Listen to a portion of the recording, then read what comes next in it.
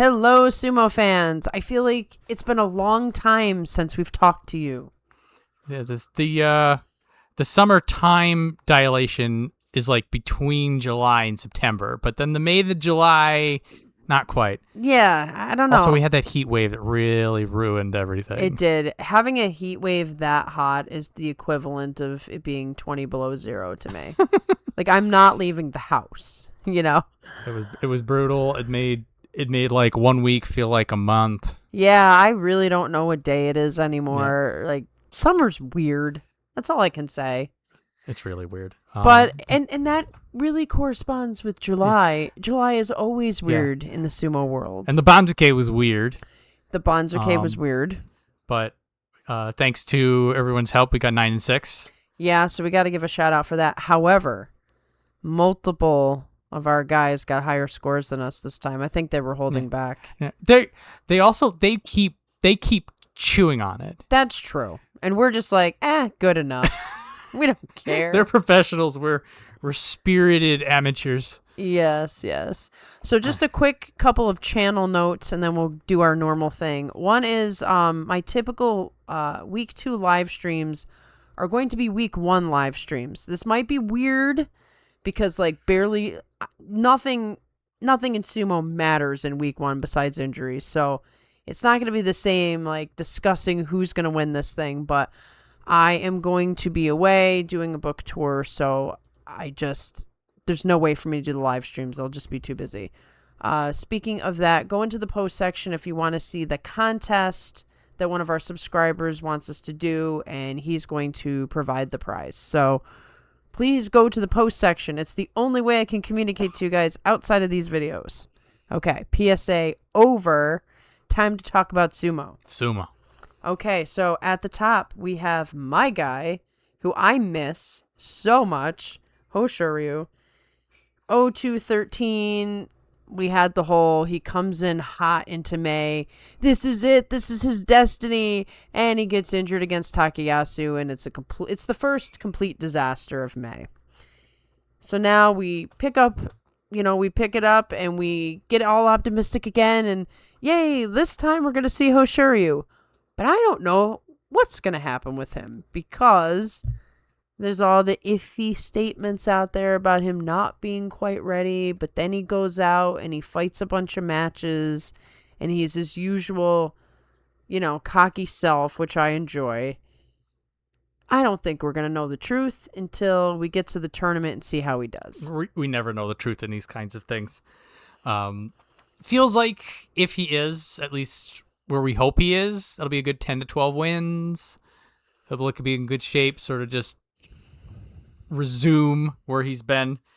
So for better or for worse, just because May was such a disaster, like Hoshoryu falling out, like it sort of just felt like it was a symptom of a larger disease. In fact, he would have been the story had not there been a guy like every other day dropping out. Yes, like you by week 2 you forgot about it. So we were kind of spared as Hoshoryu fans from like a lot of drama regarding it, but that drama picks right back up every time he enters a tournament because it's like, oh yeah, you still need to win a Yusho as a Yokozuna.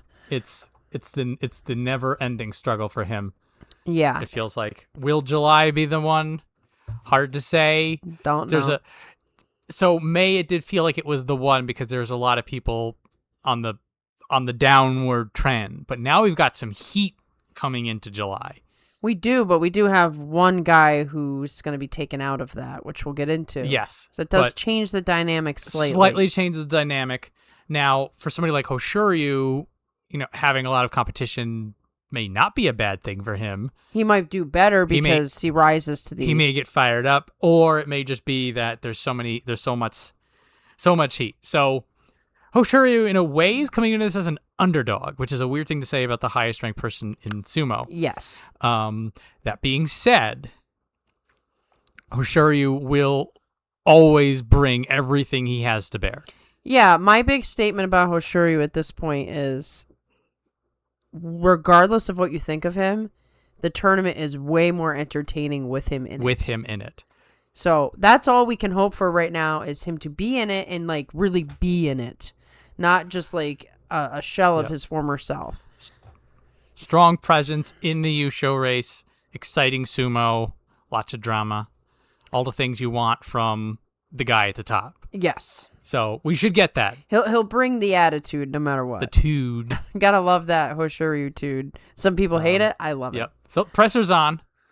As always. As always, as it always will be. Yeah, nothing has changed. Nothing has changed. Literally nothing. Everything we said in May now applies here. Right. So just go back and listen to that Go show. ahead. Take it up. We're giving you no special notes, Hoshoryu. Just go out there and win. Right. Now we get to Onosato, who, part of that whole situation, didn't participate. This has been the ongoing, what is actually going on with the shoulder. We've had this discussion multiple times, but should he have just gotten the surgery right when he got hurt, and then he'd be healing all this time? But there is that pressure of people want to see the Yokozuna fight. He decided, him and his coach decided this was the way to go. Is his shoulder in decent enough condition to fight? Well, he took a tournament off. That's the only thing we can say. That was the positive spin we gave it in May. At least he didn't try and screw it up and lose his time again. He did go to France. Now, while those tournaments are not real tournaments, he still needed to use his body in France. A little bit. So, I don't know how much that makes an impact. I doubt very much. But he didn't get the full rest that I kind of wanted him to get. So for somebody like Onosato, it's not going to take us long to know how things are going. It'll be immediate. It'll be immediate the first 3 days. Well, the problem that he has, too, is that his confidence has to be pretty rattled at this point. So even if his shoulder is better, we may still see the panic step back because he's really ring rusty. He hasn't really competed much in the last couple of tournaments. So he's got a lot working against him. This is that may be an interesting X factor that you brought up. So we'll know how he's doing in week 1 in terms of the shoulder, but we may not know how he's doing as a sumo wrestler until week 2. Because particularly week 2 is when he's going to be starting to fight Kirishima, Kotozakura, Atami Fuji, Koto Shoho. These are the matches. So the people lower down, like those are going to let us know immediately if he's physically capable. Yes, because he can beat any of them with one arm. With one arm. So if he can't beat you with one arm, then he's in trouble. Yeah. But when he starts fighting the other Sanyaku, particularly somebody like Aonishiki, who's going to want every single one he can get. And they know exactly what his weakness is, so they know how to fight him. So that will be the mental test for him. So even if he's floundering, we'll say, even if he goes into week 2 with like 3 losses and we're like, oh, he's not quite there yet, we'll see how he does when we hit the double digits. Yeah. So big question marks all over our boy Onosato. Now, a guy that has had question marks for a while and now possibly positive question marks, Kirishima, Ozeki 1 East, up from Ozeki 2 West, 12-3, technically on a Yokozuna run. I was very surprised by this decision, but I probably shouldn't be, because that's kind of the way things are now. So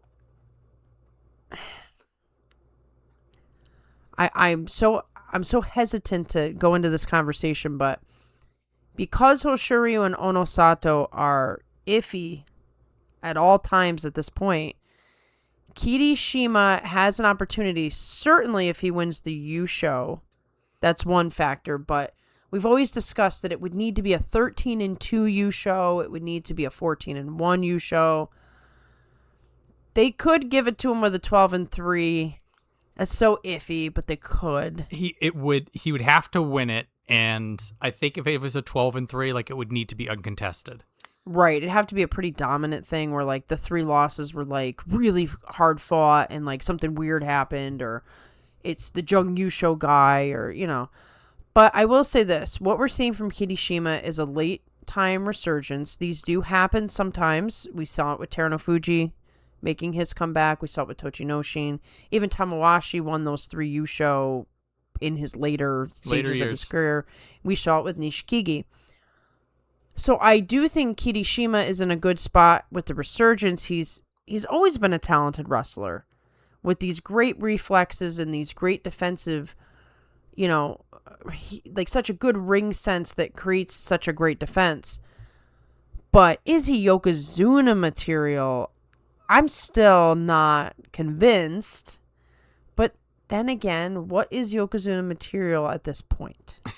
That is the bigger question. Because it seems like nobody can stay healthy. So it's almost like, who the last man standing is the Yokozuna. For Kirishima specifically, and now there is the larger Yokozuna question that everybody remembers, the eras of dominance that fell before us. We had Terunofuji, we had Hakuho, we had the 4 Yokozuna era before then. We should, for now, celebrate the return of Ozeki Kirishima. Right. This was the guy who almost became Yokozuna before. The way he fought, the way he's acting. I would almost wonder if he's taking it a step higher than he was before. Yes. So I will say for now, we have a really strong Ozeki, which we've been needing. Yes. We have somebody who is a strong contender to win on paper out the gate, no questions asked, with or without the Yokozuna there. Right, because he can beat both those Yokozuna. And we're looking at a guy who's going to be fun, exciting, and will define how the tournament unfolds. Like, that is what we know. The whole Yokozuna question, we'll talk on day 12. Right, but for now, it's a very fair statement to say that he earned Ozeki, and he looks like an Ozeki, and Kotozakura has needed somebody to step into this spot because, it's a tough spot to fill, especially while injured. Yeah. Good on Kirishima for recovering after all those injuries years. And all that disappointment from that initial destruction after the Yokozuna run. To say, hey, I am elite and I belong where I am and I'm going to show you. And he's done it. So I hope at least for a good Ozeki performance. I do think the pressure of the Yokozuna run is just going to be there, but probably not until day 12. I think it's going to be that Thursday, Friday, Saturday, Sunday where it's either going to be a big discussion or everybody's going to be like, oh, he was never going to get it. Well, the thing about it is, I think it's actually kind of easy to go in like, I'm just going to fight. In this particular case, I know it's so cliche. I think it's going to be easy for him to go in and say, I'm just going to fight and do my best. It isn't until it is possible to become Yokozuna that the nerves would start. First 10 days, who cares? Right. It's like, it's not possible now. It's like just a thing that's out there. But if you get to day 12 and you're the Yusho leader, you feel it. Then it's going to be... It's different. And you've got Hoshoryu, and let's say Hoshoryu and Onosato stay in this whole thing. You got these guys coming up, and they determine whether you're going to be Yokozuna or not. Then you're going to see it. And he's going to have his daughter in the background. Daddy, can you become Yokozuna for me? I want to see the white rope. She is his driving force, the X factor that we always talk about. It's a beautiful thing. It is. And that is what these are the kinds of things that are making July exciting, and not like May was so bad July has to be better, but like, ooh, even if May was good, here are some things to look forward to. Right. I mean, we ended May decently. So it was salvaged. So you just hope July keeps going in that trajectory. Yeah. We want a rocket ship. Yeah, I mean, I think Kirishima has a very solid chance of doing something big in this tournament, considering the conditions of everybody. So we will wait and see. Kotozakura, on the other hand, so he's Kadoban. He's very, very good at staying out of Kadoban, but he's been on that tightrope for so long. It's either one knee or the other, or it's both knees. Or the back. His back in this particular instance. Once you get that first injury, it snowballs. I now understand this from personal experience. And that's what's happened to Kotozakura. It starts with the knees. But what happens is, to make adjustments for the knees, you don't keep your back in the right position. And then it hits that. Uh-huh. And then once your back goes, oh man, it's everything after that. You can be feeling that all the way down your legs at some point. But this man is one of the most resilient fighters I've seen. How he's managed to keep himself in Ozeki when he's in such physical pain, I don't count him out. I don't necessarily say, hey, he's going to make Yokozuna, but I also don't say he's going to crash out in this tournament either. He's a big dude who grew up in sumo, like sumo was his entire life. He understands how to win when he needs to win. And now he really needs to win. He needs it. It is all credit to him that he has survived this long, to your point, without getting Katoban. This, like, a year of hobbled together. Mm-hmm. And, like, I think 8 wins is very possible. It is possible. I hope it doesn't take him that long. Right, just get it out of the way. Like, he did this a few tournaments ago. That, like, he got win 8, like, off of Hoshuri or something. Like, he waited until the last day, and we're like, dude, you can't do that. No. You gotta get those 8 wins by day 12, or it's gonna be rough. Yeah, you're just gonna injure another body part. But, so for him, I think even hobbled Kotozakura, like, with pure heart and pure grit, I think he can get to 8 wins. His biggest problem will be if everyone shows up. Yeah, and you know, this is one of the potentials for making July a bummer is if he just crashes out and we lose another Ozeki. Yeah. So the thing is that for Kotozakura, getting 8 wins, you'd be like, yeah, he could probably do that. Getting 10 wins? Right. The problem when you fall down to Sekiwaki, you're not going to get a break. Not many people can pull off the Ozeki Wake thing. Like, if you get sent down there, chances are you're not reclaiming it. It's rough. We've seen it happen twice. We're going to be seeing if it can happen a third time. My fingers are crossed. Yeah. That's a whole other thing. But someone like Kotozakura, who's so beat up, to ask for 10 wins is a lot. It's a rough. It's precarious.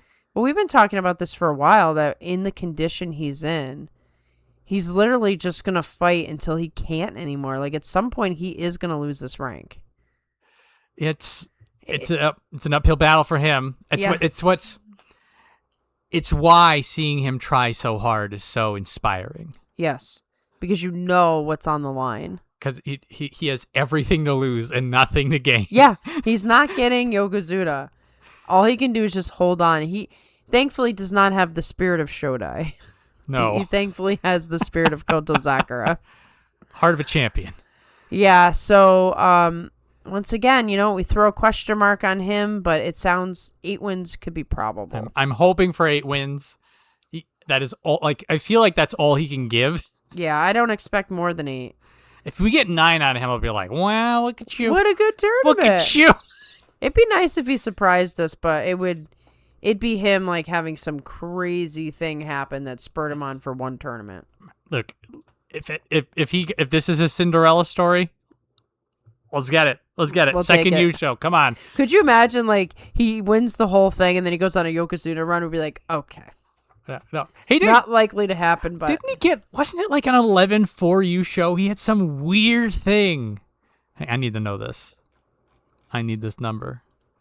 When did you win it? How many wins? There's a did you- 14-1.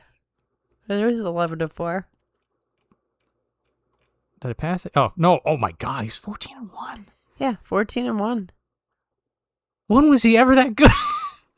Before he got hurt. God. He got hurt right there. He did. Yeah, this was it. That was it. We were. Everybody was talking about how he was going to be the next Yokozuna. I thought he was going to be. I mean, he's got the size and everything, but no. Our bodies decide what we're going to do. It's so true. It's so unfair. So true. Oh, give me your 8. If you get a Yusho along the way, I will be besides myself in happiness. Knowing him, it'll be after Ozeki that he gets the Yusho, like once he drops the my rank. God, that's so true. He'll get a second cup when he's like M3. Yeah. Yeah. It's going to be like I'd say a Takayasu thing, but that never happened. I want it to be a Takayasu thing. I want that to be a Takayasu story, like an example we can bring up, but man, list of things that will probably never happen. Anyway, Atami Fuji, another guy who is a prisoner of physical ailments, possibly affecting mental condition.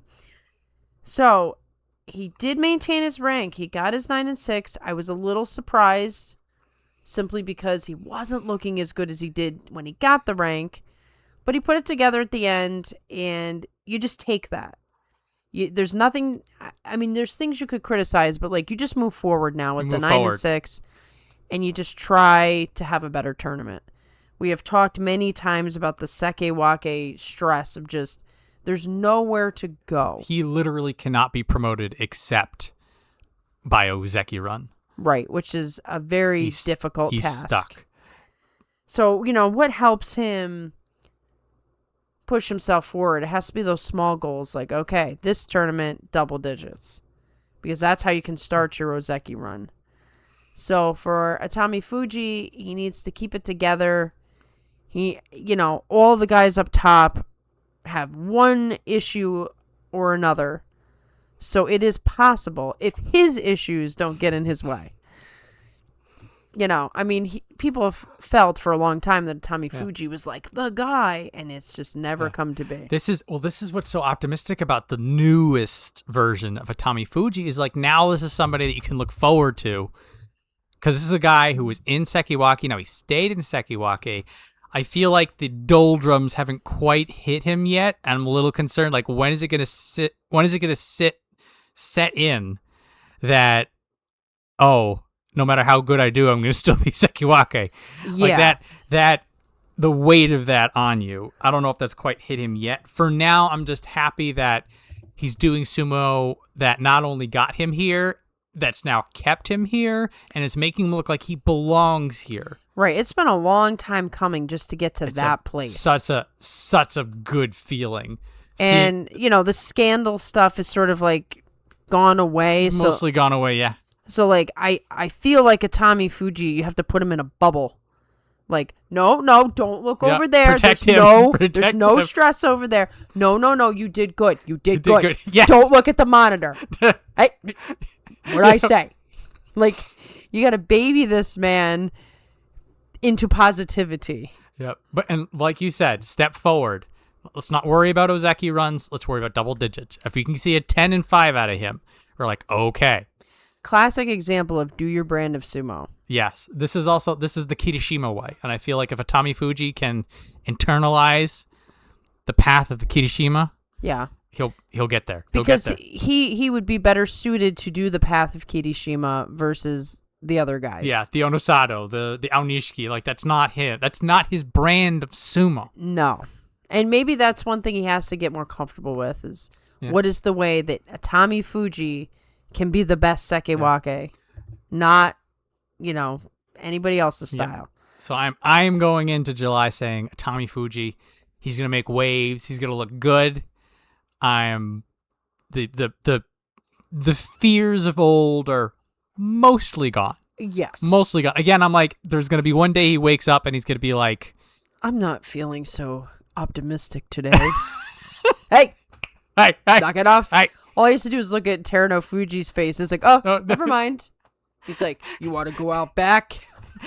His attendant needs to follow him around with an air horn. Yeah. And every time Atami Fuji does the Shodai Eeyore face, he goes, eh. Okay, I'll smile. Yeah, okay. it's smiling. He gets it. Yeah, we believe in you, Atami Fuji. Yeah. 10 and 5. 10 and 5. What are you putting this on a wish list already? It's a tall. I will admit it's a tall order. If he gives it another 9 and 6, it's fine. Yep. He can baseline. Yep. He can do the Takanosho thing. He can do the Daisho thing. Mm-hmm. Just kick some ass. Yeah. Build it up. It's fine. That's fine. That's what we have to put our hopes and dreams into. Yep. Now, Koto Shoho, he's a very different wrestler than Atami Fuji, but the results are kind of the same. He was another guy who came up and was supposed to be the next hot thing, and the first thing that happened to him was injury. But then, once again, there's a mental thing with Koto Shoho. I'm not sure what it is, but he seems to also have overcome it, finally, with the Yes, well, I was going to say. That's my money. Yeah, it's got to be that. Like, something, I believe in brother energy, okay?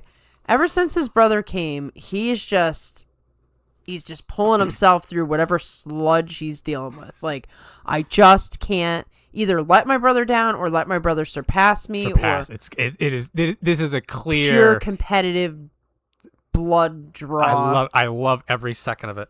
Because we know Koto Shoho, he's a brawler, man. He's one of the guys like you wouldn't want to run into on the street because he would just destroy you. So, but similar situation, the 9-6, maintaining the Sekiwake rank. He looked a little shaky in the first week, and he just sort of pulled it together. It is so fascinating to see a Tommy Fuji and Koto Shoho, the same rank, almost the same story, but they have different spins. Yeah. So for a Tommy Fuji, like it's been a slow, steady improvement towards where he is today, and so now like we're finally like we can look forward to it. For Koto Shoho, for July is a proving grounds. Yeah. Because he's been hot, he's been cold, he's been hot, he's been cold, but he's never stayed in either one. Right, and he is a Yusho winner, like a recent Yusho winner, and I think that sticks in his mind, like, I don't want to be a one-off. Like, I want to show that I am a consistent Yusho winner. However, I don't feel from him that he has the level of sumo that the guys above him have. So we're looking at a Tommy Fuji, and we're cheering him on. Like we're the moms at the 3rd grade relay race. Yeah. We go to Koto Shoho and we're arms crossed. We're like, you better prove it. Yeah, it is a different feel. It's a completely different feel. It's kind of like you're like, listen, Koto Shoho, I don't know what your deal is, but get over it. That's how you feel. Whereas with a Tommy Fuji, you kind of feel like it's gonna be fine. You can do this. It's just their style. Like Tommy Fuji, jolly and happy when he's winning, and Koto Shoho just looks pissed. Winning, losing doesn't matter. He just wants to fight. When he did win that Yusha, the way he no-sold those wins, though, oh my god, so hardcore. I delight in Koto Shoho. I like these fighters that are like real aggressive and they want to win so bad. Yeah, but Koto Shoho's got to, like, if you're gonna have that persona, that's why you're going to get hard ass. This is the moment. Like, for Koto Shoho, like, he does well in July, like, we're all in. Yeah. Bye. And then he'll pick up a bunch of fans. Oh, yeah. If he does another, like, weird 6-9, we're just like, we had it. Be like, I'm sorry, you're going into Oho's camp now. Yeah. Koto Shoho. Yep. Are you going to be a Oho or are you going to be a Koto? Yeah. We need that. We're going to be an S, I guess. Yeah, Kotos. I don't know. I'm just saying, I don't want to put you in the Oho camp, okay? Yeah. Are you a Koto or are you an Oho? Exactly. We need it. We need the answers. The only way is to watch. That should watch still go on a shirt, by the way. Koto or Oho. I like it. That's a deep pull joke. Yeah, it is. Okay, so we'll see what happens. Now, the heartbreak already. How could we have such a heartbreak after May? Like, this is gutting me. This is like up at the level of Takakeisho, Asanayama. Yeah. Wakataka Kage, 12-3. He wins the Yusho. He's gonna go on this Ozeki run. He forces. It's the curse of forcing that extra Sekiwake slot. Every time they do it, something crazy happens. So, according to all the reports, I first read about it, and then videos went out, and there's a lot of coverage on it at this point. But it sounds like he had what's called compartment syndrome, and basically after it happened, he was in horrible pain, and thankfully his Oyakata sent him immediately to the emergency room because compartment syndrome can kill you. We obviously are reading translated articles. We don't know for sure, but it sounds like they were able to stop the necrosis, which would have made him might lose a leg. But he had to have emergency surgery, and he's still in the hospital. And obviously July is done, but maybe his whole career is done. I mean, it's that serious. He, of course, is going to talk positively, and because they avoided the necrosis, that's a good thing. But I don't know how you come back from something that serious when you are an athlete. And he's over 30 now. He's either 30 on the dot or 31. This is a hard one to come back from. We really could possibly never see him again. Which, what the heck, man? Compartment syndrome is incredibly rare. It's not like this is something that happens to people all the time. This man is the next Shakespearean tragedy. And it stinks because it's- I believed in the Ozeki run. It felt like this was going to be, if not his best chance, his last chance. Just the Yeah. way that things were going. You're like, okay, we don't know how many more of these runs you've got in you, man. So, full steam ahead. I had written up a whole thing about July. It was going to be prep for September, and everybody's going to be talking about how he can get it in July, but don't listen to it. Just let him get his 10 wins, and then September is just going to be teed up for him nice and pretty. None of that matters. Yeah. Matters. And yeah, reading about this compartment syndrome thing, I went from, gosh darn it, what happened to, oh my God, thank goodness he's alive. Yeah. I was like, oh, he didn't lose his leg? Okay, yeah, he's out of the tournament, who cares? I'm done. We don't need July. Right. I mean, could you imagine going from like, oh, he's injured to, oh, he died. Yeah. Oh, he lost his leg. Yeah, like this is like irreparable leg damage. And yeah, just don't, like, if you're morbidly curious, you can look up compartment syndrome. If you don't want to look, if you're squeamish about that kind of thing, yeah, ain't no. But no Wakataka Kage, unfortunately. I'm glad he kept his legs. There is a talk of him returning. Mm-hmm. And it's so early. He just had the surgery. There is the sumo wrestler freaky athlete anomaly that people will be like, oh no, you need a year and a half, and then they're back in 6 months. Like, well, even the Enho story. I mean, Enho couldn't walk at all, and somehow he taught himself to walk again, and then he's fighting sumo, and now he's in Jurio. So sumo wrestlers are built different. They're built different. I like you. I'm mentally preparing myself for, like, maybe this is the beginning of the end, but I am keeping the Terunofuji story in my head. I'm keeping the Ura story in my head, the Enho story, like Tochinoshin. Like, this is a part of sumo, that these people, that they're built differently. They're a superior breed of human. It's true. When it comes to toughness, you're not getting many people tougher than these guys. Yeah. But yeah, I think for now it's a state of shock, and we just sort of digest it, and we wish him all the best in every way possible, whether it's well wishes or prayers or however you do it. Because this has got to be mentally devastating. I mean, to go from an Ozeki run to, like, almost losing your limb, he's just going to need a lot of support. And thankfully he has two brothers. So send your positive energy to him through the tournament. Yeah. Like, every time you see his name when you're looking at things, just positive energy. Yeah. Spirit bomb. He needs a spirit bomb right now. Frieza is going to blow up Namek. Yeah. We need a spirit bomb. Yeah. That's where we're at right now. So, my heart hurts right now. Now we're going to go to Awanishiki. So, Sekiwake 2 West. He's kind of the reason the Sekiwake spot was a guarantee, because he needed to go there after losing Ozeki. Now, I don't know if he was the fastest to lose Ozeki or if he was tied with Takakeisho. Either way, this is not what anybody envisioned. He gets the Ozeki rank. Think it was the ankle that forced him out. And now he's doing the dreaded Ozeki Wake. 10 wins, and he just returns to Ozeki without need for another run. What's been very interesting is I haven't heard any talk about him at all. Have you? No news is good news, is what I'm saying. Yeah. If he is in decent physical condition, I mean, not to make light of an ankle, because this guy agility is his brand of sumo.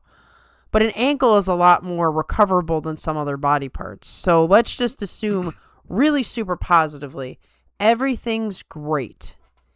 There should be no problem at all getting 10 wins. There should be not. So there's a lot more optimism here than it looks like for somebody who was in Ozeki and then immediately fell out. So, like, if he's in anywhere near as good shape as he was, 11 wins, because he was the 11-4 machine. Yeah. No big deal. So he's back to Ozeki. This is a guy who 6 months ago was on a Yokozuna run. Right. This is a guy who, if he's in I mean, he's got to be in physical condition. You have the same conversation about Onosato. Yeah. You know, could he have ring rust that impacts it as well? But of all the people on this list, he is somebody who could come in and win the whole thing. He could win the whole thing. It could be a non-issue. Something else to keep in mind. Even if he doesn't get 10 wins, he will get his Ozeki rank back. It's just going to take him longer. Right. He is young. He is hungry. Everything we have seen about him is a man who builds from experience, who isn't afraid, and who is hungry for more. And he makes adjustments. So even in this injury-plagued situation, I feel like he's learned something. He just feels like someone who's a student of the game, so to speak. He is such a bright future, no matter what happens. Now, it's easy bet that he's going to be back in Ozeki. Even if it doesn't happen, he'll be back in 2027. Right. What is he, 22 at this point? He is a child. 2004. He's 22. Yeah, so he's 22 years old. I mean, a lot of 22-year-olds aren't where he is. So even if it doesn't pan out, like you said, we just go on the ride and he'll be okay. Everything will be fine. As long as injuries, no devastating things that we've seen. I would be happy to bet on Awanishiki as nothing but success. Yeah, he will be back in Ozeki. Will it be in September? Probably. Will he need to wait until January? Maybe. Yeah. Doesn't matter. No. It doesn't matter to him. No. And he's got Sokokurai. I don't know what his Oyakata name is. He's a very smart individual. He plays it very close. He'll give him the right advice on how to handle all of this. I'll just put it that way. So I'm not worried about Awanishiki. I'm going to choose to think positively, but not necessarily make any bets on Ozeki just yet. Man, it's a heartbreaker, though, because we could have possibly had Wakataka Kage going for Ozeki, Awanishiki trying to get it back, Kirishima no Yokozuna run. Like, just these little things are just... Some of them are... They're still there. They're still there. I would say they're. Yeah, I'm still going through a trauma over Wakataka Kage. I mean, that was a really shocking thing. That's not the kind of thing you want to wake up to. No. So I got to move forward in a positive manner. Okay. Yoshino Fuji, Komusubi 1 East, up from Maegashira 2 East with 11-4. So Yoshino Fuji has just stormed in like, this is my time. This is not a surprise. When he was Kusano and he made his debut, he really made a splash then. Gets higher up in the ranks and then, has some trouble. Which is normal, but, we've gotten used to some of these prodigies that, like, just skip all that and just go right up to Yokozuna. I think Yoshino Fuji is showing his ability to hang up there with the top guys. But this is Sanyaku debut, and we always talk about the Sanyaku curse. So, for Yoshino Fuji, May was a proving grounds because he had gotten that first 7-8 Makakoshi. He'd hit his ceiling, and the question was, can you deal with this? And his response was the 11-4. So now there's two things to keep in mind. One, the Sanyaku curse is a real thing, and we've had people like Aonishiki and Onosato who sort of laughed on our faces. That's the exception. They're more the exception, and I feel like Yoshino Fuji is going to be the norm. Something else to consider is that, and this is going to apply to a lot of the people we're going to be talking about in the immediate future, is that there are certain people who really took advantage of the power vacuum. Yoshino Fuji got that 11-4 because he didn't have to fight a whole bunch of people who would have beaten him. Yes. On the flip side, he is the guy who is good for taking off wins against some of these guys. So this is the balance. This is what's going to make Yoshino Fuji's July very exciting, because these people being back doesn't necessarily mean he's guaranteed a loss. Right. But I feel like he's somebody who definitely took the momentum and ran with it. Right, and you never know in those situations, like, the real measure of him until they come back. So this is like he's proven he belongs at the very top. He's earned Kamasubi, and I think it looks really good seeing him there. Yeah, it feels right. Yeah, it's sort of like now here comes the hammer, And like, there's a Yoshi. This is not like this is where is he? Poor Oshoma. Like, this is not the Oshoma Komusubi incident. No. This is not the Nishikigi Komusubi incident. This is not Tobizaru or Ura like touching it and then giggling as they get knocked down the ranks. This is a guy who's like, he could keep it. There's a chance. Yeah. But there is the hand of fate itself coming down on him. Well, it's like any of those like movies or TV shows where you see like the hotshot recruit just thrown into the, Coliseum. It's very cinematic. Yeah, it's okay. You earned it. Have fun. Have fun. And you know what though? He seems to thrive in difficult situations. It's like you look at it from one perspective, you're like, he's doomed. There's no way. And then you look at it from a different perspective, you're just like, oh no, he'll do fine.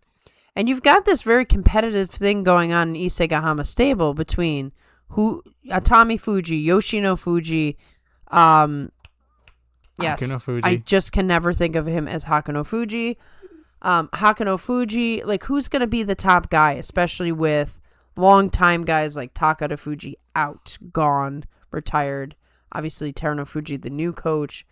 All these young guys want to be the top guy in Isegahama. This is the time to prove it. Atami Fuji is, a rank ahead of him, and I'm sure he's peeking up like, I want that spot. So, I don't know. I have good feelings about Yoshino Fuji, but the Sanyaku curse is real. It's real. It affects every level of talent. Do not count it out. He's also the only person with it. Yeah. Everybody else who's Sanyaku has been there before. Yep. It's no guarantee that they'll stay there. No, there's not. Well, I mean, we're definitely losing that second Sekiwake spot, that's for sure. Aonishiki is going to be out of it regardless next time. Actually, no. Like, if he got 9 wins... If he gets like a 9 and 6... An 8 or a 9, he's in Sekiwake. But the odds are he's either going back to Ozeki or he's getting dropped. That's the odds-on favorite. And obviously, Wakataka Kage's spot is gone. So, yeah, it's going to get a little bit more competitive, Yoshino Fuji. Now we go to my favorite guy to rag on. Oh-ho! Komusubi 1 West, up from 3 West, 9 and 6. Okay, so I'm telling you, he just reminds me of Shodai. So he decided to really put forth his power a couple of times, just enough to be like, yeah, I guess I'll go back to Sanyaku. Like, no. I'm done with this, okay? Can we start from a clean slate of you are Sanyaku, stay there. Look like a Sanyaku. I'm going to be really, really annoyed if we get like another 6 and 9. So, Marie, I've got bad news for you. What? Oho has never reached Kachikoshi in Sanyaku. I'm not surprised. I didn't know that, but does that surprise me? No. Oho, stop it. Stop it. Who is his coach? Like, who's Otaka? Yeah, we need to know who this is. We need some info. So, Oho has been showing what I'll call flickers of consistency. I don't know who Tama Asuka is. This explains everything. I'm sorry, but this explains everything. The M9 coach. Yeah, it's not to diss M9 because obviously one of the best in the world. However, he must not have the mindset of somebody in Sanyaku. Oh, he's in the same place as Naya. Interesting. Also, Mudaho, his brother, who's Makushita 4, who may be in Juryo if he does well in July. Maybe we need some brother energy. I don't know. It's distant brother. It's two divisions away. Unfortunately, yeah. It's a long distance brother energy at this point. I want to believe in Oho, but I refuse to do it anymore. It's a losing battle. Every time he gets to Sanyaku, it's such a disappointment. This would be the turning point. 8 wins at Komusubi is the proof. Yes, please be the positive one in the room. Okay. That like he needs, if he wants anything out of us, 8 wins in July. We're asking the bare minimum here, More buddy. would be nice, but Look, at some point you can only be burned so many times. Right before you're like, This is our Koto Shoho problem for the longest time. That's why I said Koto Shoho. Do you want to be in Oho's camp or do you want to be in Koto Zakura's camp? You're looking a little Oho for me. And Oho is almost becoming a bad word. And it shouldn't be. It shouldn't be. Oho is a talented wrestler from a royal sumo family. Get it together, man. Remember when he had that Hoshoryu rivalry? He just kept beating Hoshoryu and it made him so mad. It did, and it made him look awesome. Like, wow, he's got Hoshoryu's number. And now what? Oho, 8 wins. 8 wins.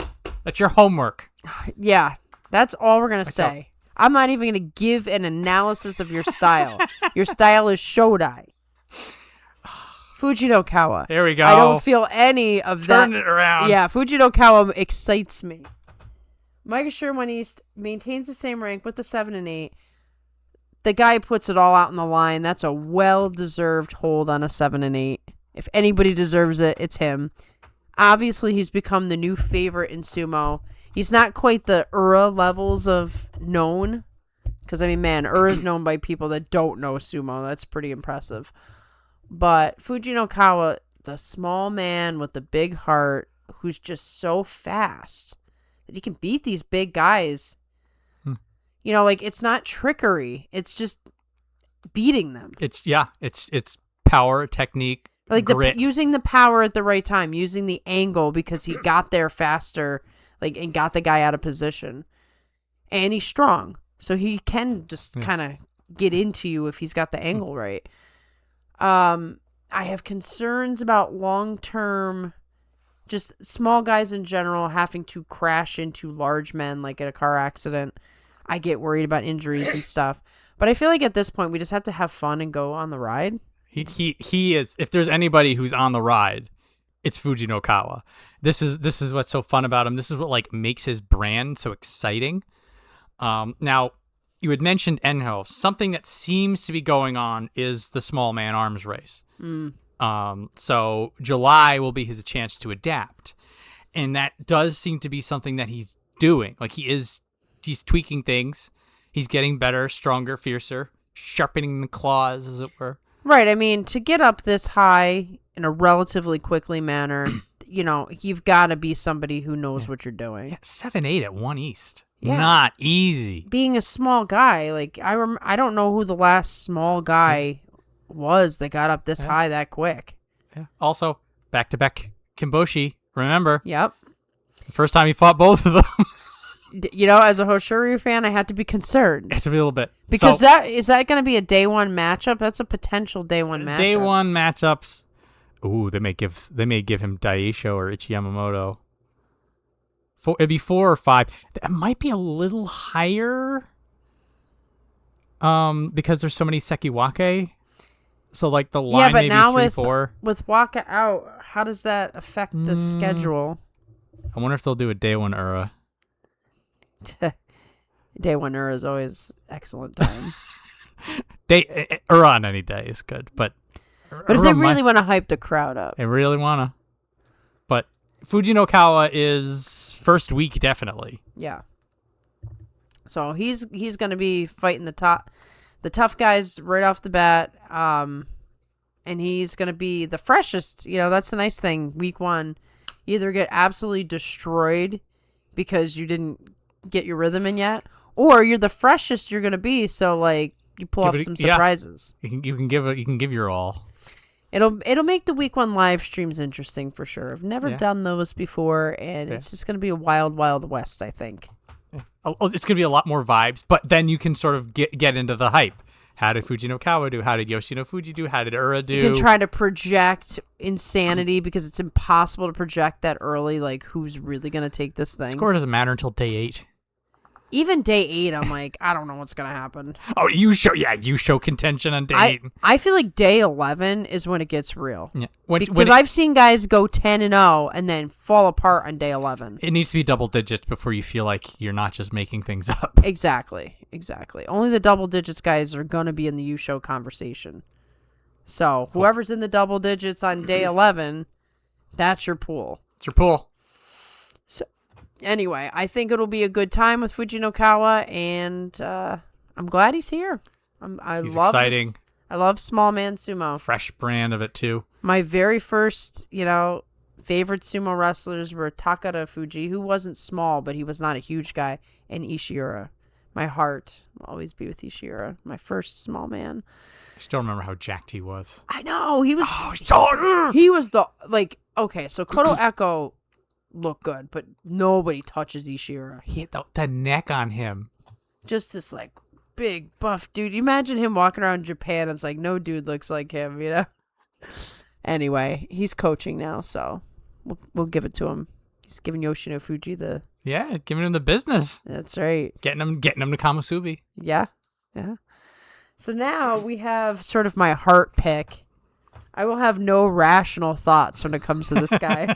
Takanosho, they decided to give him the hold as well. I think it has that nice symmetry we always talk about. Both number 1, 7 and 8s, both get a hold. I was surprised he even pulled that off. I didn't. I thought at Maegashira 1 we were going to have another collapse. And, he fought hard. It was a struggle. I mean, that was a hard-fought 7 and 8. There were times where I'm like, this ain't going to work. And I was surprised at the end that he did it. Well-earned. 7 and 8 at that rank for Takanosho, that might as well be a Kachikoshi. Yeah. And it's similar to Fujinokawa that you're just like, no, just go back in and do it again. Like, why not? Why not? Did you well enough already? And we know that Takanosho has been good. I mean, he's good for 1 or 2 big upsets. So he is possibly a guy who can upset Aonishiki. Possibly a guy who can upset Hoshoryu. Possibly a guy. He's done Onosato. He's definitely beaten Onosato a couple times. But he can't maintain that. No. So yeah, the dream is he touches his old rank just one last time. Yeah, because it's definitely getting to a point where this is it. Yeah, because I think I said the exact same thing in May. I'm just like, wouldn't it be great if he just touches it? He's not going to do that well. Then he gets a 7-8. You're just like, okay. What if he what if it was an 8 and 7? Just tap it. Just tap it. Well, the nice thing is he's got Oho above him, so there's a spot just. There's gonna be one slot open. Already dumping. I said I wasn't gonna do it, and what am I doing? I'm being so toxic right now. I'm sorry, but if somebody has to be a casualty, I told you I have nothing but bias for Takanosho. Oho, prove us wrong. 6 and 9 Oho, Takanosho 8 and 7. It's done. It's done. He's back in Sanyaku, boys. It's not going to mean much beyond touching it again, but that's okay. Oh, no. He's going to get thrown right back down. But it doesn't matter because he'll be back. Right. In September we'll point. We'll be like, look. I know. I'm going to take a picture of that Banzuke. Well, I mean, the reality is Takanosho. You should do the point thing. I should do You get the Banzuke, we point it. We have to figure out where his name is in the Banzuke. I know, because we definitely can't read. We have to get it and they would do the point. I know someone who can read the Banzuke, so that gentleman will help us with that. Okay, good. Yeah, Takanosho's body is just beat all to hell. He's had so many injuries over the years. He's gotten up there in age. But his coach, Minato Gawa, refuses to give up on him. And neither will we. That's right. Yeah. If he believes in him, why can't I? Yeah, yes. So, that's what we're hoping for. But unfortunately, Oho has to be the casualty. Yeah.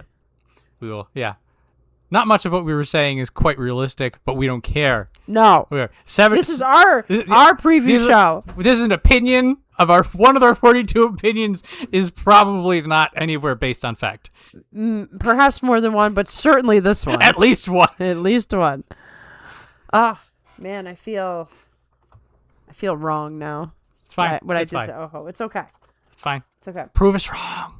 Should I go wrong on Gonoyama, or should I try to pull myself together? Well, Gonoyama's an interesting case, really. He isn't. I wouldn't dump on him. I'd be more perplexed. So Gonoyama gets a nice 2-rank promotion on an 8 and 7. He has been showing this improvement that's been kind of fun to watch, but then he sort of fell away. Yeah, the second half of the tournament was what is happening to you? this turnaround, like there's so much to this. I still have not completely fathomed it. Are you ready? I'm ready. Day 11. Just like I said. I've seen people go up to day 10 and have a great tournament. Day 11, doomed. Yes. That's him? Day 11 is cursed for some people. Is day 11 just cursed for him in general? Oh, my God. Hang on. Is it? Oh, my God. Oh, my God. He has not won on day 11 for over a year. Day 11 is his curse. Oh, it's horrible. So, okay, he has to overcome day 11 curse by either winning the very next day or just shattering it and winning on day 11. That is wild. Oh, wow. He won there. Oh, so there was 6 months he had it figured out, and then it's there. He is the epitome of what I said about day 11. There is, it was that 8 and 2. I was like, oh my gosh. So it's hard to say what's going to happen with him because he has improved a lot from that like meandering he was doing down at the bottom of the Bansuke. But when he first came in, he was a decent fighter. So it's like the meandering was already a problem. So is he just returning to the form he should have been in, or has he really made an improvement that we can build upon to go even higher? I don't know. Well, there have been those improvements and skills we've been wanting from him for so long. And then now I got day 11. Day 11. Okay, I'm gonna text you. Mm-hmm. I'm not gonna talk about anything else. Mm-hmm. I'm gonna tell you whether it'll be like Goniyama won on day 11. It's the new Hokuto Fujiyu show. We needed a new thing. Day 11 Goniyama is my new favorite thing. Yes, I am going to 100% endorse this because I needed a new thing. Yeah, and now we know to follow him on day 11. Day 11. I mean, we'll keep an eye on him the other 14 days, but now all that matters is day 11. What happened? He was 14-1. What day did he lose? Day 11. No! Curse you, day 11. Oh, man. It'd be kind of interesting to do some stats on all the wrestlers and see how many people win on day 11 and how many people lose on day 11. I'm telling you, it's something to do with the double digits. Like, you get to that 10-0 or you get pretty close, and then it's just like... Then the weight. The pressure just hits on day 11. And obviously, Goniyama's not ready. At least he wasn't in May. We'll see how July goes. We have already forgotten to kind of talk about the fact that it's super, super hot in Japan in July. It does make weird things happen where some guys who are stable most of the year just cannot handle July. And those who really like the heat just come out better than ever. And that might be some of the guys with like achy joints and stuff. They just love the hot weather. We do have that new arena with AC, at least. True. But I don't really think that played too much against the chaos that happens. Right, because there's a couple things. One, they're barefoot, so I think there's a lot of slipping that goes on just from the sweating. They're training in the heat outside the whole time. So. How much more is it? It's for some guys, it's like, the iron sharpens iron. This is just making them tougher and stronger. And some guys, it's zapping them completely. Somebody on this list is going to wind up sick. Somebody. It happens every year. So, yeah. I don't know what to say about Goniyama. He showed us two entirely different sides, and now we're in the weird tournament, so. We're in the weird tournament, yeah. Well, here, it's just like he has to prove it. Yeah. At this or he's point, going to get crushed. Right. At this point, it's like, put up or shut up.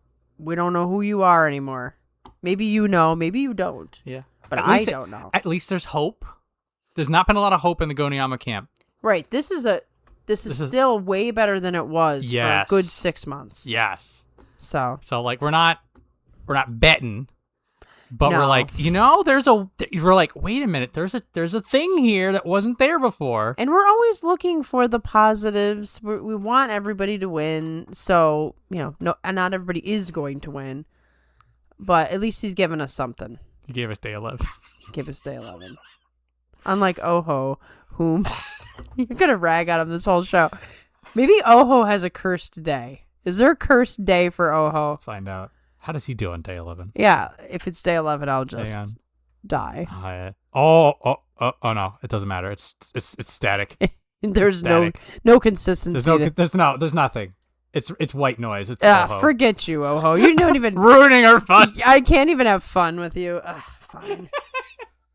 I'm not speaking about him the rest of this entire show. Okay. Churano Umi, who will make me smile.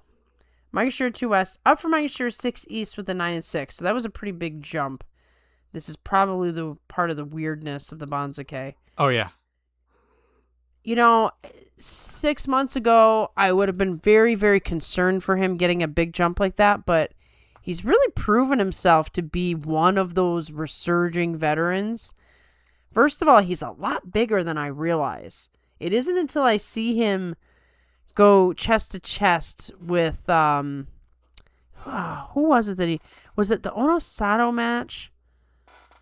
He took a win off of, it wasn't in May, it was another tournament. He took a win off one of the big guys. I think it was Onosato. When was this?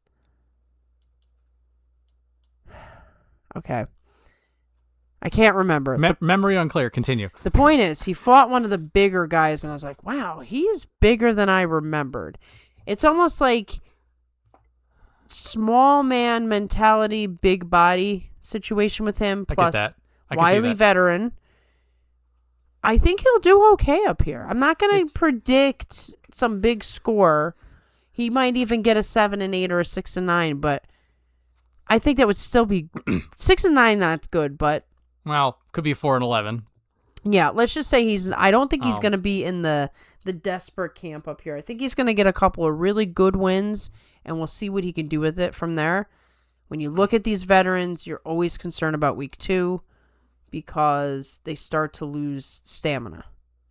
They can't hang in with the likes of Fujinokawa, Hoshoryu, these guys who are training insane amounts of time, and they can handle it because age just does that to you.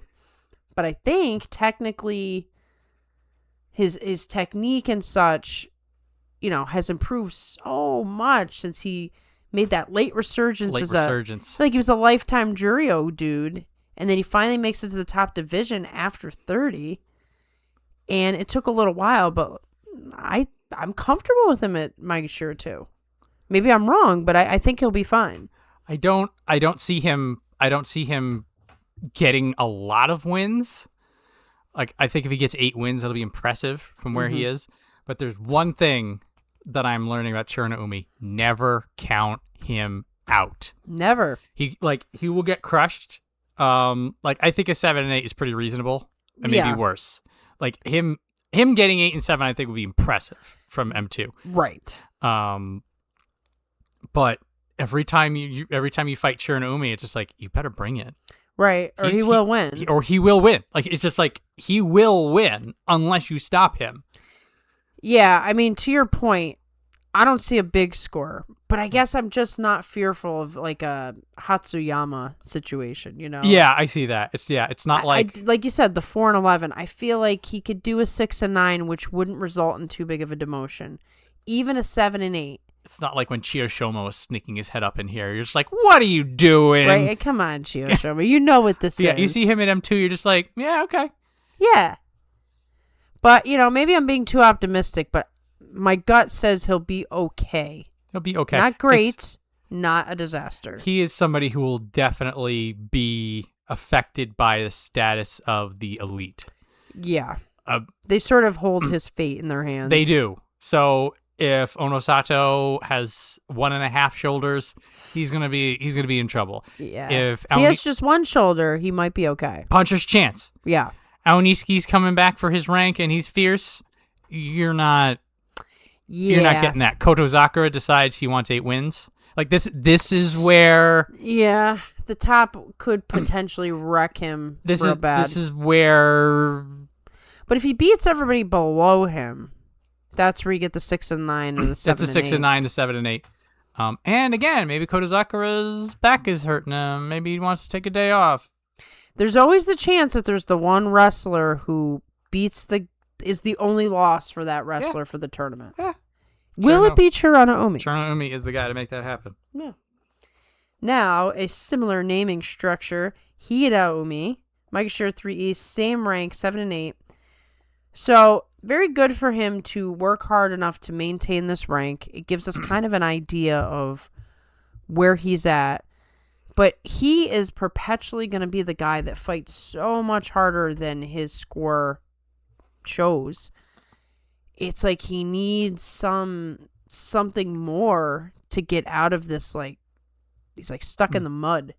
He's becoming a go-to example of the gulf between the ranks. Yeah. So you go from M15 to M10, and then there's a gap in skill, and then you go from M10 to M5, and the gap is even wider. Mm-hmm. And then as you go up from 5, 4, 3, 2, 1, the amount of skill you need to hold those rank becomes higher and higher and higher. And here, Daomi's skill is it's a small gain, but he has that big gap to close. He does. And so what we're seeing with the 7 and 8 is that like that small gap is like finally cresting over. And to the point that maybe he's able to stick around. But what's tough for him is, while he's taking all this time to hopefully get, incrementally better, a lot of guys are surpassing him. A lot of guys they're going on different speeds. I think that's the big problem for him, is that he doesn't have the ability to gain the skill set fast enough to keep up. Yeah, and it's, I mean, it is a tribute to him, to the way he doesn't give up like you do. You have your Fujinokawa blast past him. Here's Yoshino Fuji going back over there. Here's Oho doing whatever the hell he's doing. And then Hirodomi is just like, he's trying to do his game, but it's just not fast. Yeah. But he's sticking with it. Maybe July, he tweaks it enough to get the winning score. Yeah, I think that's always where we're going to be at with Hirodomi, is just, can he get a winning score? I would want more for him, but that's just kind of where he's at. I feel like July is a really good chance. Yeah, I mean, I was talking about the Chirano Umi situation where he does well. Let's flip it on and make Chirano Umi somebody who's about to get crushed out. So there's a guarantee win there. If Gonoyama is off in his weird way, there's a win there. If Takanosho is off, which is possible, there's a win there. So same with Daisho, same with Ichiyamamoto. He has enough guys around him that he could beat if he's like on top of his game. Everything's clicking.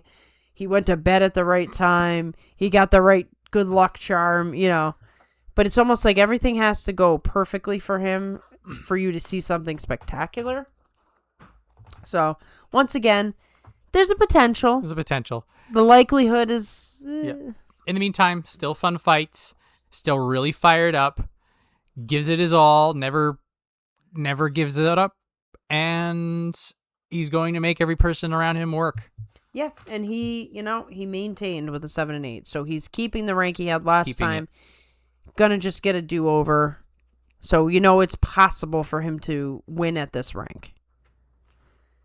Okay, now we have Hakuno Fuji, who's just forever gonna be different names to me. Particularly Ochiai. That was the name that I really, really liked. Should have stayed with that.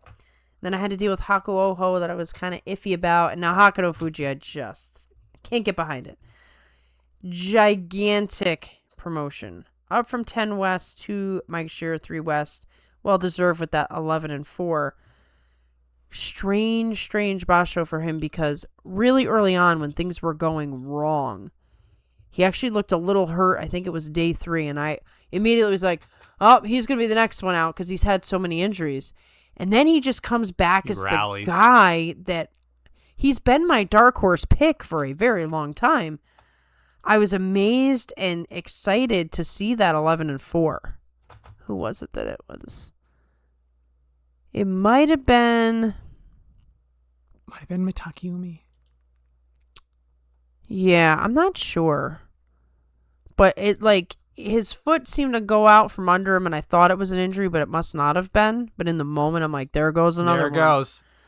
So we know that Hakuno Fuji has quite a bit of technique, power, ability. Hasn't all come together. It's come together more than some of these guys. I mean, he's had many double-digit records. Same as Kusano when he first came up. He was in the Yusho conversation. Ends up doing an elective surgery because of, body structure. and it takes him a while to come back, and then picks up all these injuries. We know the talent is there. The question is always just, can he stay healthy? I'm excited because now he's going to be fighting Sanyaku. We're going to get Hakuno Fuji versus Aonishi. We're going to get Hakuno Fuji versus Kirishima. We're getting Hakuno Fuji versus whatever we get out of the Yokozuna. Like, these if he fights the way he fought in May, these are going to be damn good fights. These are going to be damn good matches. Right. We're in a situation now because of the uncertainty with conditions for pretty much all the top guys and Hakuno Fuji. In the scenario where Hakuno Fuji's in great shape and the guys up top are not, it's going to be a very good tournament for him. Very good tournament for him. So, it is a question of, does everybody stay in a certain condition the whole time, or is there like off days and on days? Like, who knows what we're going to get as far as that. But once again, there's some optimism for Hakuno Fuji that he could have a really great tournament if all things align. He's definitely got the skills. He definitely has the skills. This is like, if he does crash out, it's going to suck. But like, he's been down lower, struggling for so long. Like, we haven't even seen him. Right. We don't even know what he can do anymore because all that time. His metal has not been tested.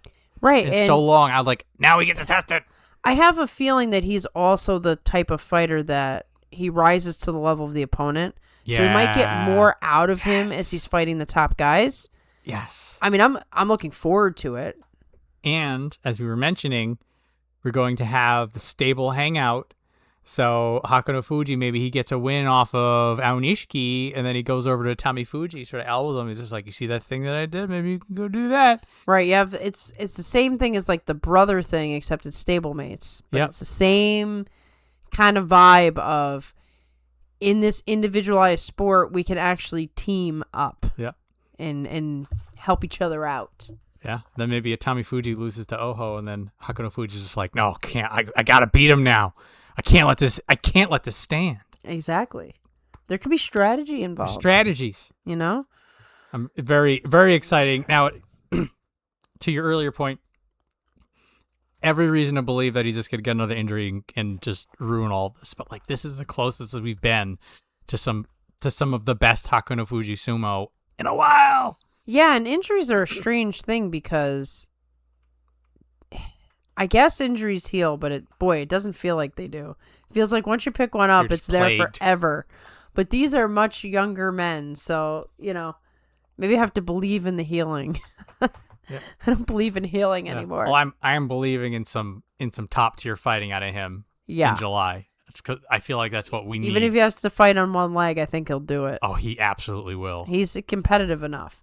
I mean, this is the man that Hakuho deemed Haku-Oho. Yeah, wanted to name him Hakuho, but was advised against it. He should have named him Hakuho. This is like the more times he gets to fight the top people, the more his ultimate potential may actually be realized. Yeah, he needs that higher level competition. He shouldn't be messing around down in the lower ranks. Don't be getting 8 and 7s at M10. Get out. Exactly. Yeah, you're better than this. And now he finally We all know it. And now he gets to prove it. It's so exciting. So now we go to a little bit of a downer with Daisho. Maegashira 4 East maintains the same rank, keeps Maegashira 4 East. Please pull up the visual, John. No one will understand the significance of Maegashira 4 East if you don't. The beauty, the splendor. It fills Look at this screen. 3 tournaments in a row, 7 and 8, maintaining Maegashira 4. I think we can now seriously dub this the Daisho rank. It's the Daisho rank. It used to be Sekiwake, then he got injured. He never really picked it back up. Now it's 4 East. It's still good. This is how he is. Like, once he picks a rank, he doesn't want to lose it. He doesn't. He holds on to it. It's his now. If he were to get an 8 and 7, he wouldn't be able to keep it. That's weird. That's why he's got to keep the 7 and 8, So, I mean, we can have a lot of fun, which is great. Daisho, thank you for giving us another gift to just latch onto. But it is sad that Daisho is not Mr. Sanyaku anymore. It's not. It's that era has come to a close. You can see that he's lost the power and the speed.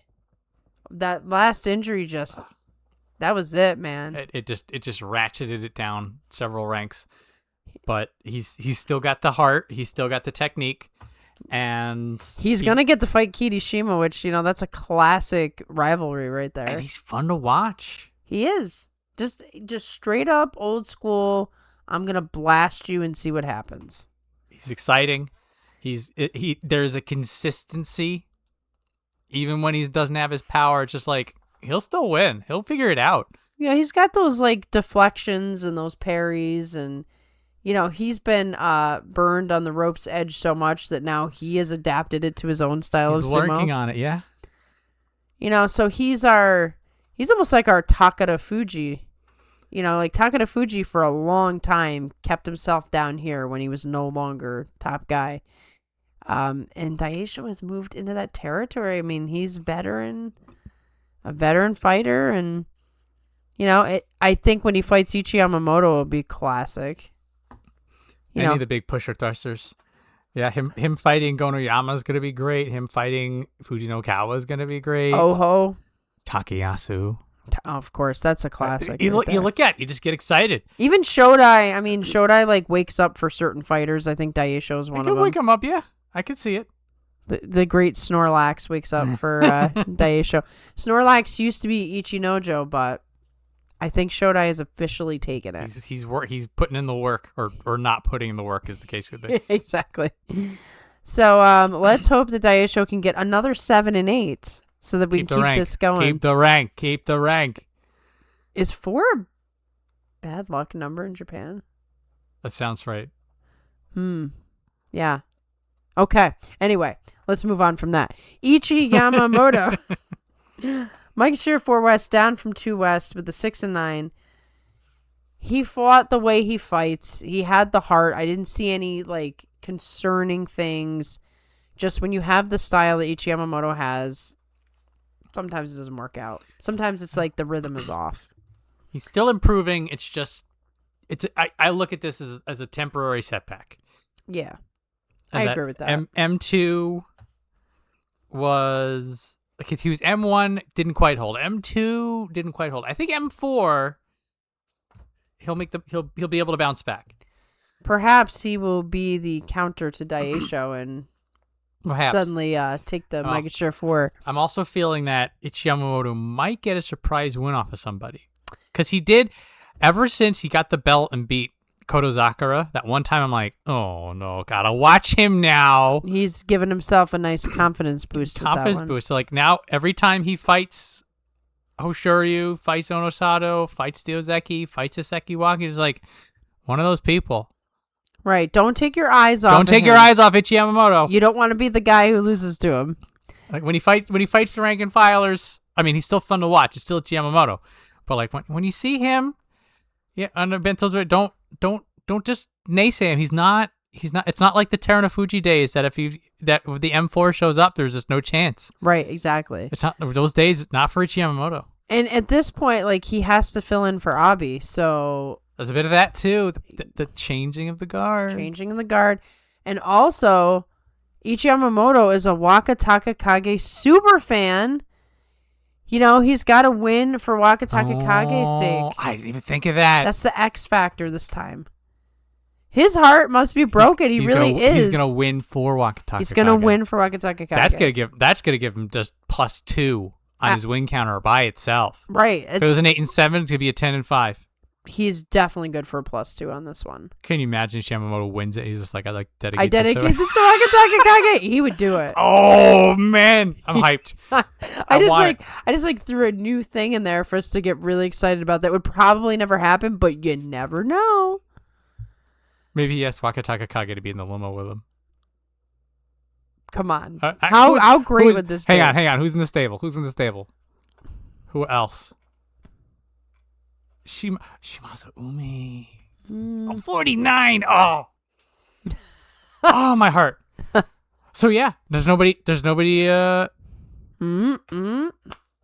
Okay. Could this not okay, we all have ridiculous dreams because we have favorites.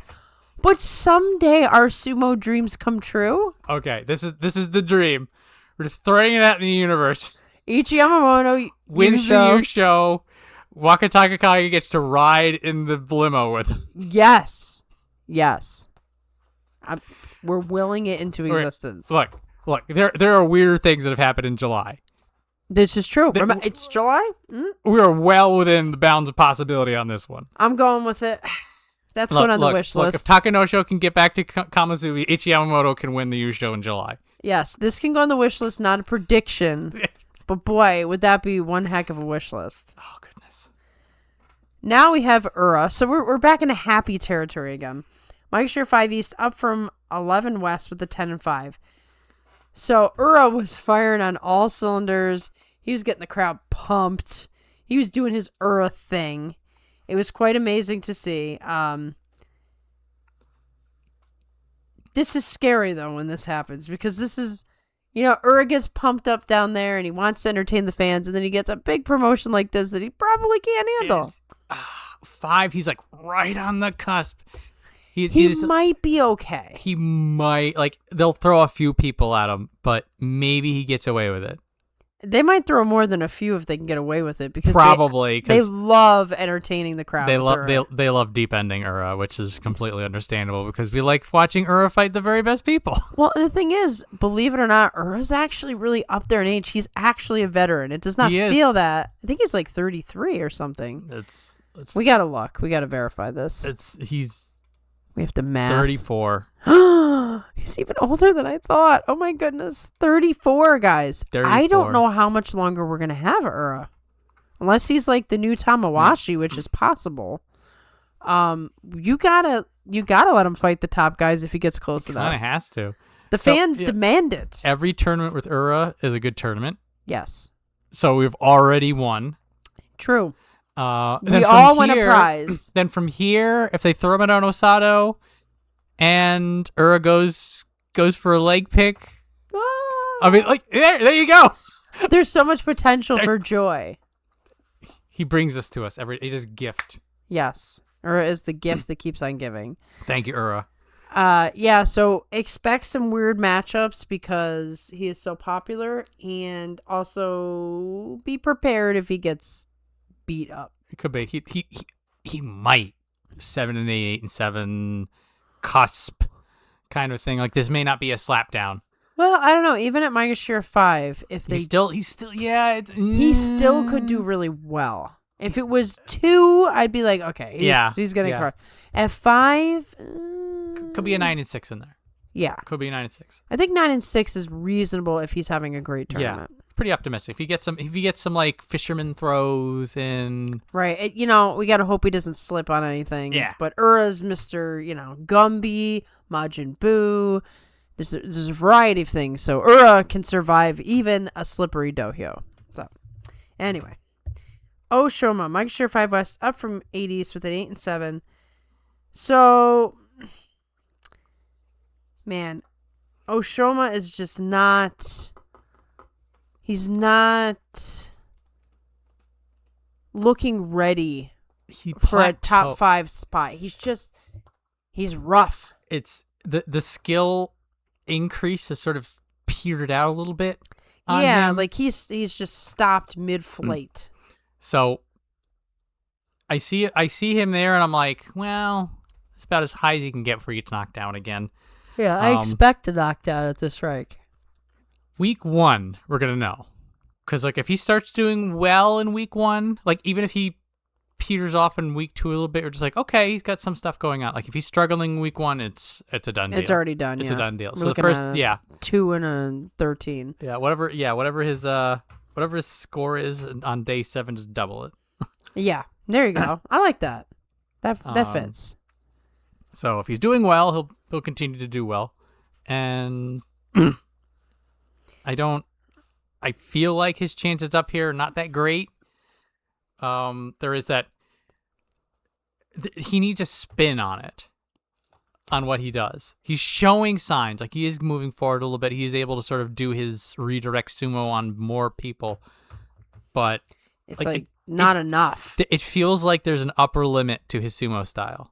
Right. He's gonna get the wins off of some of the guys who, I don't know. What would you say is the typical opponent that Oshoma could pull a win off of? Smaller people or people who are hesitant. like fresh faces, basically. Fresh faces. So like when he's down at the bottom, it's like you can get some wins off of those guys, like returning veterans and new guys. And something to keep an eye out for is if Oshoma starts doing weird stuff. Like if he does something you're just like, I've never seen you done that before. That could be the sign that he's working on something. That could be the I'm evolving. Yeah. He needs something. Look for the weird. If he fights the way he normally fights, then if he gets more than 8 wins, I'll be shocked. Mm-hmm. But it means other people are having a bad tournament. I mean, other people are having a bad tournament, maybe. But if he starts doing something, you're just like, what was that? Like, okay, that's a sign of progress. Maybe not for July, but just sort of the longer term. I'm like, Oshoma's like a long term look for right now. Right. If you can get like a couple of wins doing something different, like maybe optimism can flow again. Yeah, otherwise I'm looking at Oshoma, I'm just like, nice to see ya. Yeah, good that you're up at 5. I think he did have that ill-fated Kamasubi, but like that was that weird thing where like he just won at when all these other guys lost in the middle, and he got this crazy promotion that was not the typical. I think typically like if he gets higher than M4, he's toast. Like that's just a way. So he's like right there. Yeah. So I don't have high hopes until he changes the script, until he evolves, which he does have the brain for it. So we'll see what happens. Yeah, but as we've discussed with people like Hiraumi, like it has to happen quick. Have to happen quick, or it's going to be hard to see it. Exactly. Okay. Shodai. Oh, Shodai. The Lord of Chaos. Megashore 6 East, down from 5 West. Who cares, right? 6 and 9. So this is fairly indicative of how weird this bunch. So he gets a 6 and 9. He gets a half-rung demotion. There's no way to predict that. A half-rung. Weird. You might as well just let him hold at that point. Yeah. Like, you don't put him down 1 rung. Like, what was the rationale? Obviously, they paired it up with the decision with somebody else. But yeah, also it's a very Shodai thing. Maybe it's the Fuji Seon hold. I don't know. Yeah, extremely Shodai. It's like very Shodai. Nothing with Shodai makes sense. Nothing with Shodai is predictable. Yeah. So the weird demotion on 6 and 9 was like, it's Shodai. Sure, let it go. What are you gonna do? I mean, the guy's a former Ozeki, so where you put him kind of doesn't matter, does it? Like. You could put him all the way down, or you could put him down a half rung. Like, so the only disappointing thing is that M6, he may not be able to steal Ozeki envelopes this time. Yes. Which may mean he's not as he motivated. Might not try. Exactly. Yeah. So we may have, unfortunately, him being out of the range of the elites means that he may not be motivated. Well, that's the funny thing is that he had a couple of really great matches and like was somewhat motivated and gets a 6 and 9. So if he's unmotivated, how bad could this get? So, I mean, he will still wake up some days.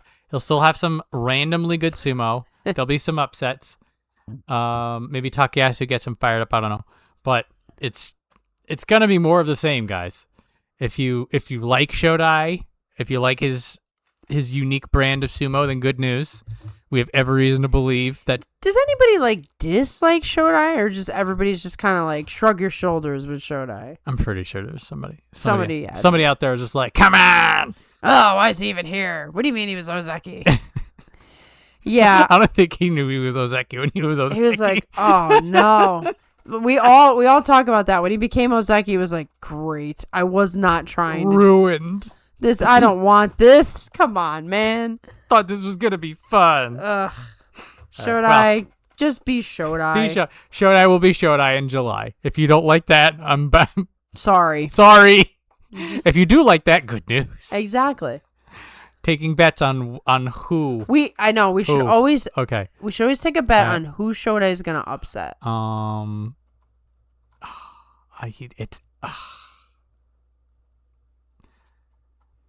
You have to scroll so high up from the fight. I know. Like they're not like if he beats Yoshino Fuji, it's not really an upset. Like he's out of upset range. It's disappointing. Yeah, that's true. Sad. He's not gonna get any of the good matches. He's not gonna get like. It's like maybe he beats a Tommy Fuji. It's like, is that really an upset? No. When somebody's a former Ozeki, The only upset is really like another Ozeki or a Yeah, Yokozuna. he's not gonna fight Kotozakura again unless something goes weird. Yeah.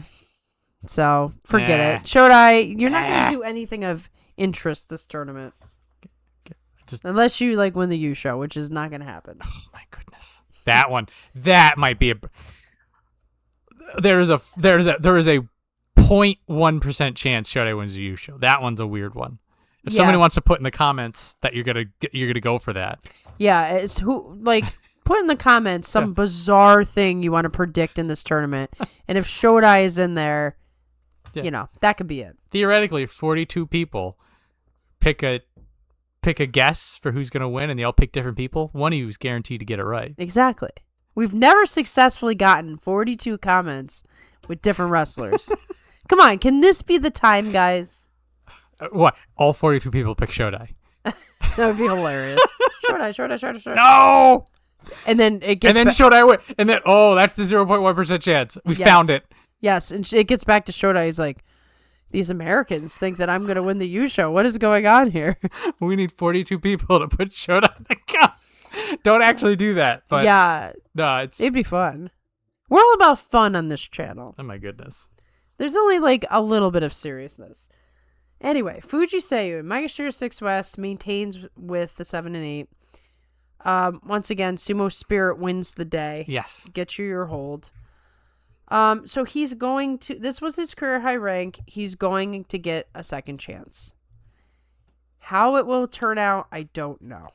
He has potential to be another one of these sort of interesting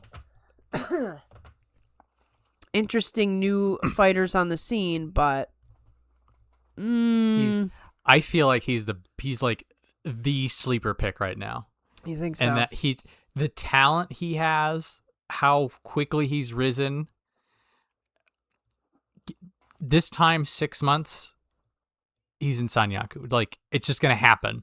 So you're that sold on him? I think he's going places. I really think so. Now, July may take some of the air out of my sails a little bit, like because what we're gonna find out is whether he just got promoted a little too quickly or if he hit his ceiling. Right. I mean, with the hold, it usually gives you an idea like this is where they're at. If you can hold at a position, this is where you're at. Yeah. This is the Onokatsu. Is that like he was M6. He was M6 for a while, and then he just couldn't break out. So I mean, July is a time to really see to reevaluate. Yeah. Something else to keep in mind is he was in Juryo in January. Right. And then went from 13 to 6. And held. Right. This is why I'm like, he held. This is impressive. Yeah, I guess I would not say that I just have a question mark with Fuji Seiyu. So for me, it's not. Yeah. It's not, oh yeah, he's out of his league. It's more of like, okay, this is happening so fast. I don't have enough data. This is the flip side of it. To feel comfortable with any prediction with him. This is where I could be just dooming the poor guy. But I want to believe what you're saying. I hope you're right. There is something in his sumo and that like not quite Aonishiki level of explosive crazy good, but like you look at him, you're just like, you figured this all out. How did you do that? Right. And if you have the ability to do it like that so quickly, those are the guys who rise up to be big stars. July will be a big show of his potential about whether he's really going places or if I'm just jumped on the hype train too quickly. We'll find out together. Right. I remember when he got the giant promotion, I was like, oh, he's doomed. And he wasn't doomed. He wasn't doomed. So he was Hanka. I'm still twice. Oh, Hanka.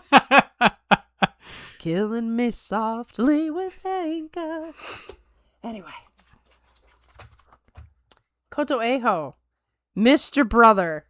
Maegashira 7 East. Up for Maegashira 13 East. 10-5. So at first, the story was Koto Eho inspiring Koto Shoho. But now it seems to be both. It seems to be a feedback loop. So the first time Koto Eho was in the top division, he clearly wasn't ready. And then he comes the second time, he barely squeaks it by, and then this 10-5. which was very surprising because you kind of get used to the whole little brother thing where it's like, oh, he's trying. It's like, oh no, he's more than trying. This guy's pretty good. He's pretty good. This is very exciting. This is gonna be a bit of a trial by fire for him because he's gonna go from couldn't figure it out to barely figured it out to I hope you figured it out. Right, because once you get one of these big scores and they have some faith in you, now you got to prove yourself. You got to prove it. But like the chase has now begun. Yeah? Remember what we were saying about how when you get to Sekiwake, you can't get promoted anymore? Uh-huh. Every time Koto Eho gets a Kachikoshi, he gets closer. And every time Koto Shoho loses, he falls down. And he can't get any further away. Well, the chase is on. And the thing is like we lost our awesome brother thing with Wakataka Kage, Waka Motoharu, and Waka Takamoto. Waka Takamoto retired also. Right. Waka Takamoto retires. Wakamoto Haru has been falling out forever, and now Wakataka Kage is just done. So we lost our triple brother. We need more brothers. So we need this Koto thing to work. We need Koto Eho to keep chasing after his brother, and we need Koto Shoho to either stay where he's at or, ascend. Brother Ozeki in 3 years. Yeah. That'd be cool. I mean, we never got to see in our modern times the Wakanohana, Takanohana type of situation. I'm still waiting for it. So, who might it be the Kotos? Yeah. We shall see. July, and I don't want to put too much on Koto Eho, but what I will say is that now the race is on because now we've seen something out of Koto Eho that's like, didn't know you had that. Didn't know you had that. Interesting. I was surprised. Yeah. So once again, July is a little iffy because it's just a little different climate situation. Yeah. But I'm gonna hope for the best for Koto Eho and Koto Shoho. Should be fun. Duo. Should be fun to watch. Absolutely. He does that Abi style super crazy Shiko too. Yeah, we need some Abis. We need some. It is both nice and a little sad to see like these pieces of Abi being handed out to the younger generation. I know. It's like you don't even get the full Abi. Go there. I can't go there right now. No. No, we shouldn't go there. So let's go somewhere else. Let's go to Takayasu. I don't know how I feel about that either, but weird transition. Let's keep going. This was not a good situation for Takayasu. No. Mike Shear 7 West, down from Komusubi 1 West, 2-2 and 11. So he crushes Hoshoryu, makes him look like a fool. And then the very next day, gets a pretty similar injury. Yeah. And his day is done as well.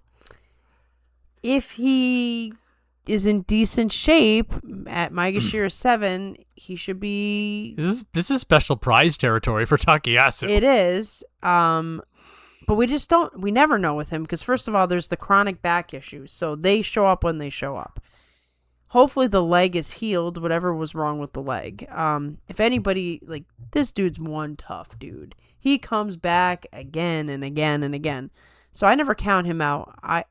I think Maegashira 7 special prize is a very real possibility, assuming his body holds up for 15 days. It doesn't really need to. Like Chiyoshoma. Maybe Chiyoshoma gets the drop on him.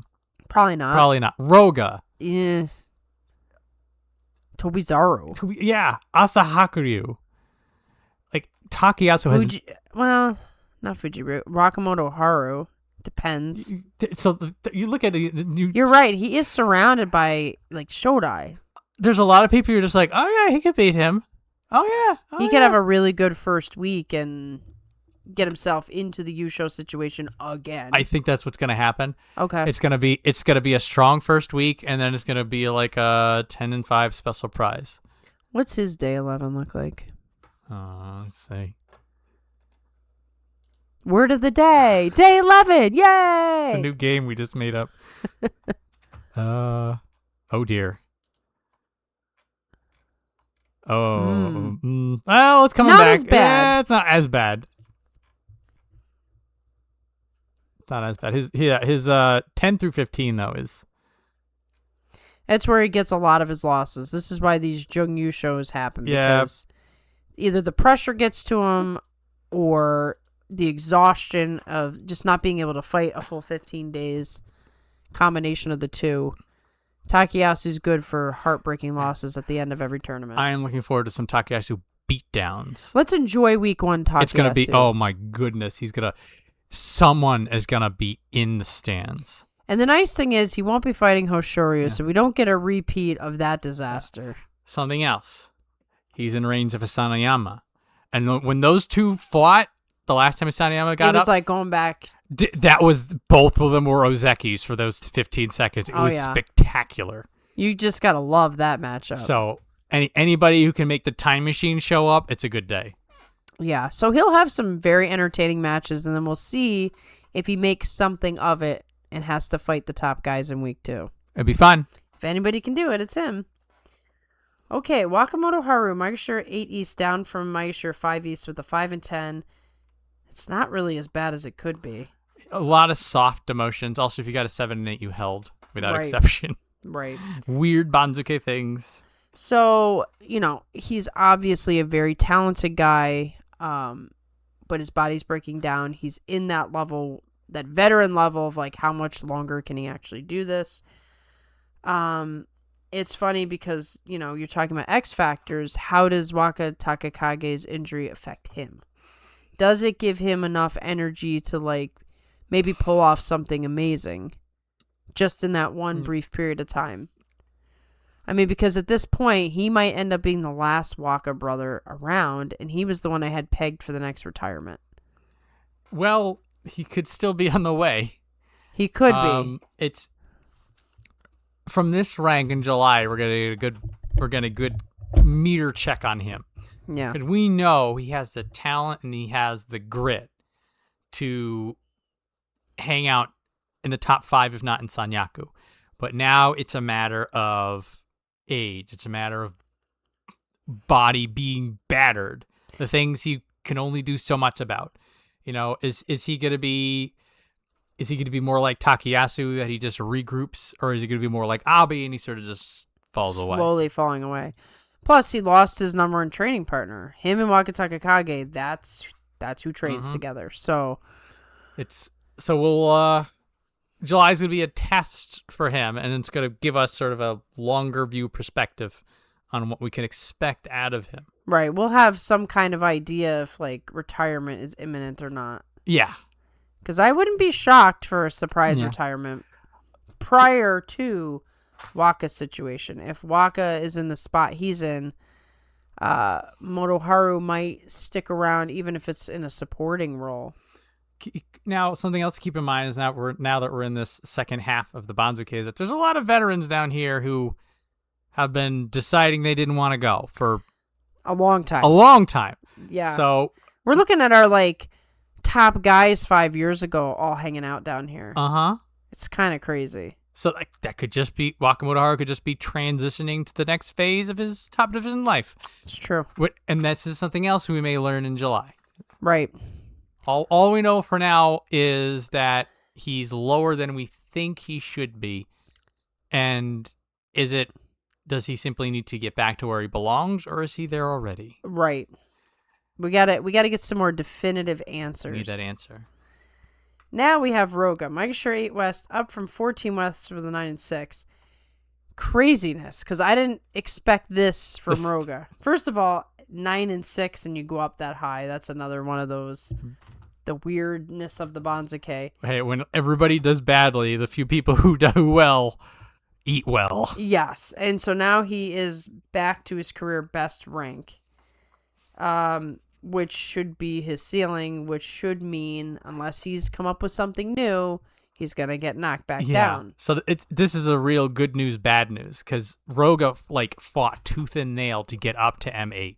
Then he had the injury, and then he sort of lost all that momentum, and then he was struggling, and now a good score and some Banzuke luck, and he was right back to where he was. Which is amazing. That doesn't always work out that way. Yes, but this was a hard ceiling for him. He could not. Yeah, so I'm not feeling super optimistic about a great score. I almost feel like this is survival mode instead. Yes. If he gets a 7 and 8, you go, yes, baby. I don't see a winning score at this rank. If he gets a winning score at this rank, that would be a turning point. Right. You can always say the same things that we just said, though, where, Tobizaru is iffy. Asanoyama is iffy. Chiyoshima is iffy. If they're in great shape, they're going to beat Roga. They're going to beat Roga. But if they're not, maybe Roga chance. sneaks in a couple wins that he wouldn't normally get. I do feel like this, from top to bottom, this Banzuke has more question marks than I can remember. July is going to be one of those definitive, this is what I can think going forward. Okay. Oh, that happened. Yeah. We're getting answers out of July. Yeah. After May was just like not the norm. After we claimed May was the stable one. What a joke. The law will be laid down. Yes. And Roga will be probably the poster child for like what this is. Maybe. So now, in a similar name, Fuji Ryoga. Maegashira's 9 East up from 17 East with a 10 and 5. So another situation where an extreme promotion, he's going to get a high level of competition compared to being at the bottom.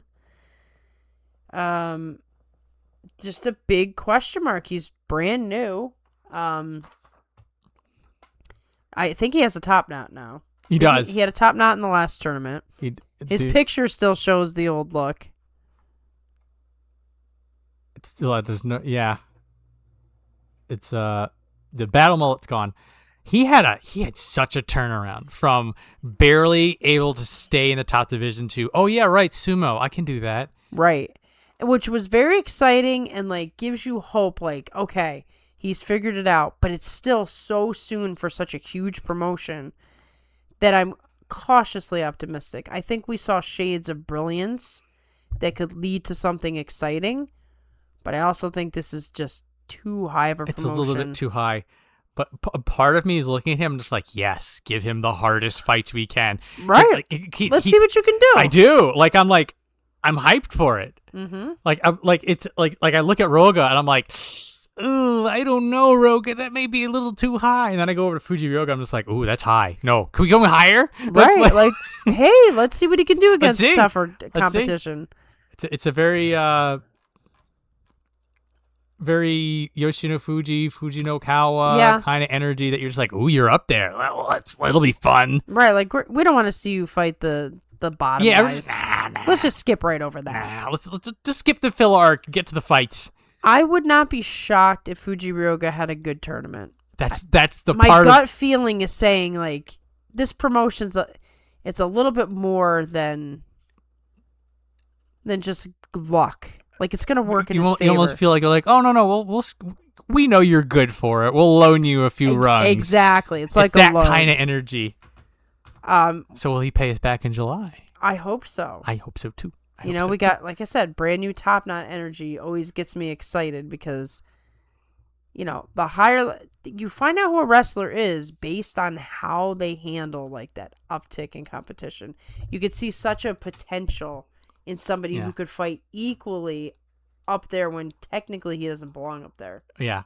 And then then there's like, oh, he did that well at that rank. Ooh. What is possible in the future? Hype. Exactly. We may be on the cusp of it. Yeah.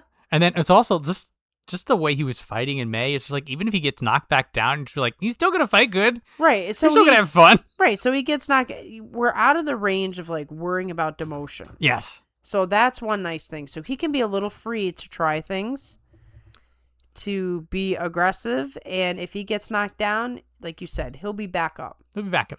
So we don't have to be concerned. All we need to do is enjoy his fights. Exactly. Which is all we want to do. It's all we want. It's what we're here for. We just want 15 days of awesome sumo, which we did. I feel like we did get that in May. It just wasn't with the top guys. Not the way we wanted it. Yeah, like we would have preferred to have everybody fighting that hard, not like, okay, half the roster's gone. But that's here nor there. Now we have Tobizaru, Maegashira 9 West, up from 15 West with the 9 and 6. What in the world? Talk about people who we don't have to worry about the motion anymore. That was a Tobizaru's always had great Banzuke luck, but I was just like, what? Who is predicting this? No one's predicting this kind The of 6-rung jump up. It's a bit wild. I mean, you could try to predict this and say, hey, someone's gonna get a 6 rung, but are you gonna pick Tobizaru? Maybe you should. Do you know where we put him? I don't even remember. I want to check after this though, because I'm dying to know where we put him. We did not give him a 6-run promotion. We got to stop like following the math. The math means nothing. You start with the math and then the vibes. Yeah, vibes are getting more and more important these days. Well, it's also there was that one point that like there was like this like cluster of like 6 people who mathed to like 2 or 3 rungs, and we had to decide like who was going where. Like the math has failed you. Now it's just vibes then. Right, and vibes and like guessing through pattern recognition, but that doesn't work. Because these guys are different. They might look at historical precedent, but I don't know. Anyway, the point is, we went from like Tobizaru is going to retire or go into Juryo and be there until retirement to him making a comeback. It's our first time seeing a comeback from him in this sort of weakened state. Dramatic comeback. Yeah. Like in the Yusho on the leaderboard on week 2 kind of a comeback. And it was very perplexing because... You know, guys do this to us all the time, though. You think, wow, this fade is like the real deal. And then they come back like a machine. Challenge for the U show. All is right in the world again. I still don't know what we really have with Tobizaru. This, once again, July defines what category Tobizaru belongs in. I don't think we're going to get another Yusho contention out of him No. in July. Maybe not ever. But... like in May, that was him saying, no, I'm sticking around and I'm going to pour everything into sticking around. Maybe he has a bit of a fade in July. So like maybe he has the surge and the fade and he just needed that push to stay. Right. He gets this nice promotion so that he doesn't get demoted when he inevitably has a bad tournament. Yeah. That's sort of my thinking along this. Now, if he goes on a tear, then we're thinking something different. I'd say it's on the table. I'd be shocked if he gets another 9-6. But then I'll be like, what happened? The Fountain of Youth. Well, I'm going to give credit to his rebrand. You know, he is now the Flymon. Flymon. Did you hear this? He was on, I think, Instagram, and he said, I am Flymon. Oh, my goodness. It was the I am Abi moment of Paris. So, yes, he's no longer the flying monkey. He's Flymon. Don't know where this came from. Is he a Digimon or a Pokemon? I would think Digimon. Flymon sounds so Digimon to me. So yes, Tobizaru is now Flymon. Just for your... I didn't know. Yeah, this is a thing now. I don't know. Tobizaru was having fun being a popular guy. We'll put it that way. Riding bikes and eating baguettes. So we'll see if that Paris energy... You know, I talked a lot about it with London. Jet lag, etc. For some reason, I'm over jet lag. I think Paris is slightly closer, so there's no jet lag. Because everybody rode bikes and ate baguettes, and that's just a superpower for this tournament. So it's a very healthy lifestyle. Yeah, I think they're just gonna come back full of energy like it never happened. Either that or I just gave up. It's likely I gave up, but that's okay. I like writing a story in my mind of how this all actually went down. Tobizaru, I hope for a resurgence. I think he probably will have his Ura match. Yes. Ura's a 5, right? Yeah.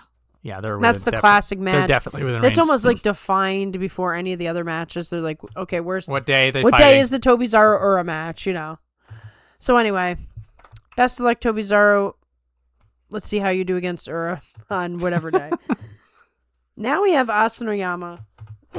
He was the original Shakespearean tragedy. Continuing that streak, but he maintains his rank at 10 East, 7-5-3. He's starting to look like we every time we have a little bit of hope, like it's such an unrealistic hope. Asanoyama's gotten so old at this point with so many injuries that this idea that he's somehow going to regain his Ozeki rank is impossible and childish. And yet we hold on to it. It's not going to stop us. No, we're going to keep believing in this impossible dream. But Asanoyama will not make it easy on us because he goes 7-3. He's looking great. Injury. Yeah, par for the course in May. Yeah, this right here, this stretch. He was also on the leaderboard alongside Tobizaru. It was looking very exciting. And we were like, okay, maybe he doesn't get the Yusho, but like we're like angling for a special prize, a nice promotion, getting in range. What we really wanted was that nice promotion. The nice promotion was all he wanted, and then he gets another injury. Allegedly, it's on the mend. It's not like the ACL or any of that nonsense that hit him, but it's now a bigger question mark. Well, he's just a broken down sumo wrestler at this point. I hate to put it that way, especially when we remember where he was at. But time is ticking, and it's breaking away at Asanoyama, and this dream is insane. But yet, I'm getting right back on. I'm buying my tickets, and I get back on the get train. Get back on the train. July's it, baby. This is the time. If he gets to another one of those 7-3s. Right, it doesn't get injured. Yeah, and then he has the remaining 5 matches. Possible. He can at least get out of this thing. He can at least get top 5. I mean, aren't we sitting here wishing for another like Asanoyama fights the top guys situation? This is the same reason I'm so hyped about where Hakano Fuji is. It's like we've been waiting for this. Right, for years at this point. So, yeah. Maybe it'll be another 9-6. Maybe it'll be a little bit more tempered, but let's just hope he stays in for 15 days. I'm fine with that. 15 days of Asanoyama. Good enough. All right. Now we move on to Chiyoshima. Maegashira 10 West, down for Maegashira 7 East with a 5-10. Another not so bad demotion. This is more where Chiyoshima is comfortable. Yeah. Chiyoshima and M10 are just like, okay, we're good. Yeah. Game on. We don't need to be going too high here. This is the end of Chiyoshima's career. I'm not like predicting tomorrow, but you know, his better days are behind him. He needs to stay kind of in this, I think 10 is probably a nice sweet spot. It's the veteran pocket. Yeah, because once you get into the single digits, the competition is just too much. Yep. If you go down too low, we always have to worry about the Juryo demotion situation. So expect very Fox-like tendencies. Expect at least 1 or 2 Hanka. I think he's good for 2 Hanka tournament, honestly. And Some people he can't get away with it though, so he has to fight him normal. Right, and that's just because he's getting so much older. It's like he's a half step too slow. Like they can read the Hanka. They're like, I know where you're going. Like it's just not working anymore, guy. So hopefully at 10. He'll put up enough wins that we can keep him around. Like, that's really the goal now. It should be a rank that he gets to do his sumo. And, like, higher up, he's still doing his sumo. It's just not sticking. It's just the people up there are too good. They're too young. They're too strong. Right. It's like, come on, do I have to hurt this old man? It kind of feels like that sometimes. So, here, he'll do better. Yeah. This is where he belongs. Hopefully, this is where he belongs. He'll do good. He'll do good. Not lower. Yeah, and the thing is that at 10, it's going to be very difficult to throw him out. Right. So, he's got like suction cups. Yeah. Even like another 5-10, he's still in the top division. So, he's got a buffer. Yeah. Now, back on the hype train. Yeah. Waka no show. Maegashira 11 East up from Maegashira 16 East with the 9-6. Another example of a giant promotion. So, Takekeisho's protege, Minato Gawa. I've been waiting for somebody to carry on the dream of the former Takekeisho. I'm throwing it all on Wakanosho's shoulders, even though it might not be him. Might be the guys below him. But for now, I need to put all of those hopes and dreams on him. He looked very Takekeisho at some points. The way that he would slap the back of the shoulder, like get you into the position, then slap the back of the shoulder and knock you down. Some of his thrusts were just so dominating for a brand new guy that I was encouraged. He also didn't show those jitters, even if he felt them. I'm sure he felt them. He did not show the jitters of a debutante. So I think there's a lot of great potential in him, but being a pusher thruster in general, it's a tough road to go down because your rhythm has to be perfect. If your rhythm is off, you're not winning the match unless you have plan B. Obviously, Taki Keisho's not teaching belt techniques. Although I heard a story that he has another coach who teaches belt techniques because he cannot actually teach it. That's a smart call. It is. He has no experience with it because his poor arms could never reach the belt. So, I have high hopes for Wakanosho. This is a huge promotion. I do think that Minato Gawa will prepare him. That's the one thing that he's got on his side. He's got to do the work, but we've talked about this plenty of times. Minato Gawa has a sumo mind. He's a super analyzer. He's fought with almost all the guys here because he was quite young when he retired. So he's got the scouting reports. If Wakanosho can kind of take some of the lessons and actually make them come to fruition, he's got a little bit of a good thing going there. But he is still very green, and I wouldn't go predicting anything higher than an 8 and 7, but do I want that? Yes, I do. So, yeah, the hype's real for me. The hype's real. Wakanosho did fight like he belonged in May. There was a bit of a struggle. There was some nerves, sure, but it was also sort of, he fought in a way that like he had been here for a year, and so he has that kind of a confidence. So there's two things now. One, he got a super high promotion that he may or may not be ready for. And for people like that, there's always a risk of like a sophomore slump. Sometimes there's a delayed reaction that like, there's some people that they have a whole bunch of nerves coming into the top division. And there's some people who have a bunch of adrenaline coming into the top division. So we do have somebody who looks like they're learning, who's got a lot of good sumo, got a lot of raw talent. And then you have these other factors, and they're all colliding. And so it's almost like, how is it gonna show up? Like you could spin this any way.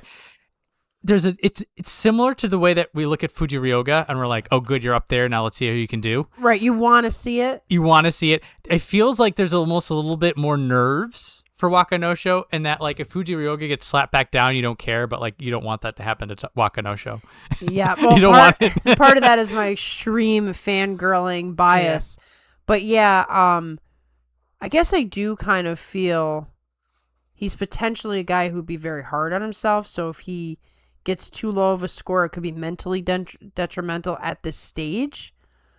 But then the flip side, you could get false confidence if things go too well as well. Yeah. He did well. Oh, he was 4-4 going into week 2, so he was fine. Yeah, he went through it. He struggled through the challenges and came out on top. So, yeah, I would say May was a great tournament for him. Yes, in all ways, and that he just needs to build on that. And I think that Minato Gawa will have him as prepared as is humanly possible, but things are just different. Yeah. A lot of things are possible for Wakanosho in July, both good and bad. Yep. I think that he's proven that we're not going to have a crash out. Mm-hmm. It's not going to be like an Osho Umi roller coaster. Right. But he might really have a hard He may have a harder time of it. It may be a bit of a struggle. He may need a week 2 rally. I am looking forward to the Mitake Yumi match. That'll be good. That will be, there's like 10 pages of scouting report from Minato Gawa against Mitake Yumi. So he's going to be fighting Abi, which is good. He's going to be fighting Takayasu, which is very interesting. There will be a scouting report on him. He'll be fighting Wakamoto Haru. So he's going to be challenged. He's going to be touching some real talent. Just because of the way this Banzuke shook out. So, in some ways, if he's fighting well enough, a Makakoshi's still not a bad score. Right, as long as it's like 7 and 8, 6 and 9. Yeah. I mean, I hope he does. So, I hope for more, but I know realism. There'll be some fun fights though. Some real tests. He's gonna learn. He'll be learning in July. Oh yeah, this is the This is summer school, buddy. Summer school. Yep. He's in summer school. Sorry, buddy. Something to look forward to, though. Yes, I'm very much looking forward to it. You want to test these young guns. You do. It's fun when they're still full of life before the injuries and the depression.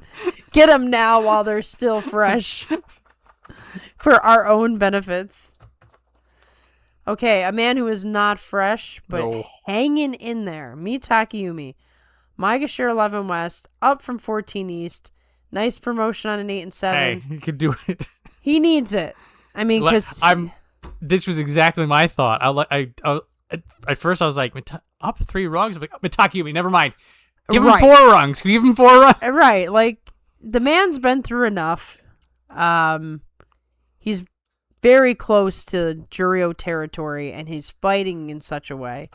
I don't know what keeps him going. All these guys have different reasons. Either they just love sumo so much, or in the case of me, Takayumi, perhaps there's nothing he wants to go home to at this point. Combination of a lot of factors. He's hanging on for dear life. That 8 and 7, he really clawed. Lucky for him, because if he did not, it's a hold instead of that nice 3 rungs. It tells you, man, you can really earn some beautiful prizes on an 8 and 7, so never give up. I don't know. He should be okay down here, but he just seems to be so faded. Yeah. Well, 5 and 10, he's mathematically still here. And let's not forget, July is his tournament. Yes. I believe he won at least 2 Yusho in July. Yeah. Theoretically, he could do a little worse. We are going to be freeing up at least 1 Sekiwake spot, so M17 is coming back. True. We could be freeing up 2 Sekiwake spots. Think we will be. My money's on that. But yeah, so he might be okay, but he is in the danger zone. He needs to be watched. But like I said, July is his tournament. He is someone who likes the heat. So. And he's had good memories in July, although this is a new arena. Perhaps he will channel some of that good vibes from past. This will be his probably one of his better chances to do well. Yes. I'm not going to go crazy and predict like another Yusho, but he might do way better than typical if he's feeling quite nostalgic. A bit of a surge. Yeah. Next we have Asahakuru, Maegashira 12 East, down from 8 West with a 5 and 10. That's a fair demotion, right? It's not really over or under. 4 rungs, just barely an under demotion, but more in line with what you would get. Yeah. So he should be okay down here. I can't remember. Did he get a giant promotion? He got over promoted. I thought so. He got in May. So we this kind is of more thought this was coming. This is more of a correction, but this is now. So we're looking at some people that they get over promoted and then they get knocked down, and then the big thing is like, what did you learn while you were up there? Right, you got to see something. You got to see things. You were exposed to people. You fought with people that you wouldn't normally.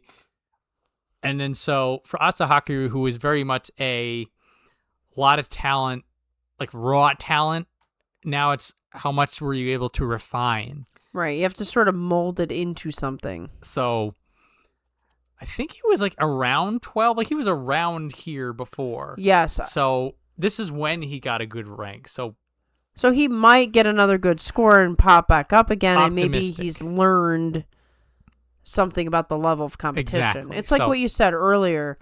When you're going from, 16 to 10 is one thing. When you go from 10 to 5 is another. 5 to Sanyaku. Like, he had a big step up when it wasn't quite time, and hopefully he learned to see, like, this is how much more I need to train. This is where my weaknesses really showed against these higher level guys. And then maybe it's like easy down here. So I'm optimistic for Asahakuru in July.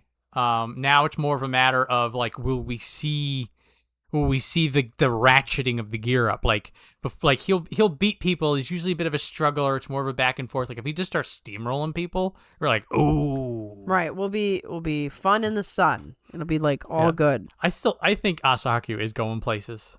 I do too.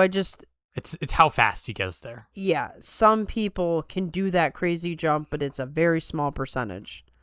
There's a reason why rankings go the way that they go. It's just there's a natural progression that most people will follow. And so predictably, if you get that huge jump, you'll be right back down. I think he's set up for success in July.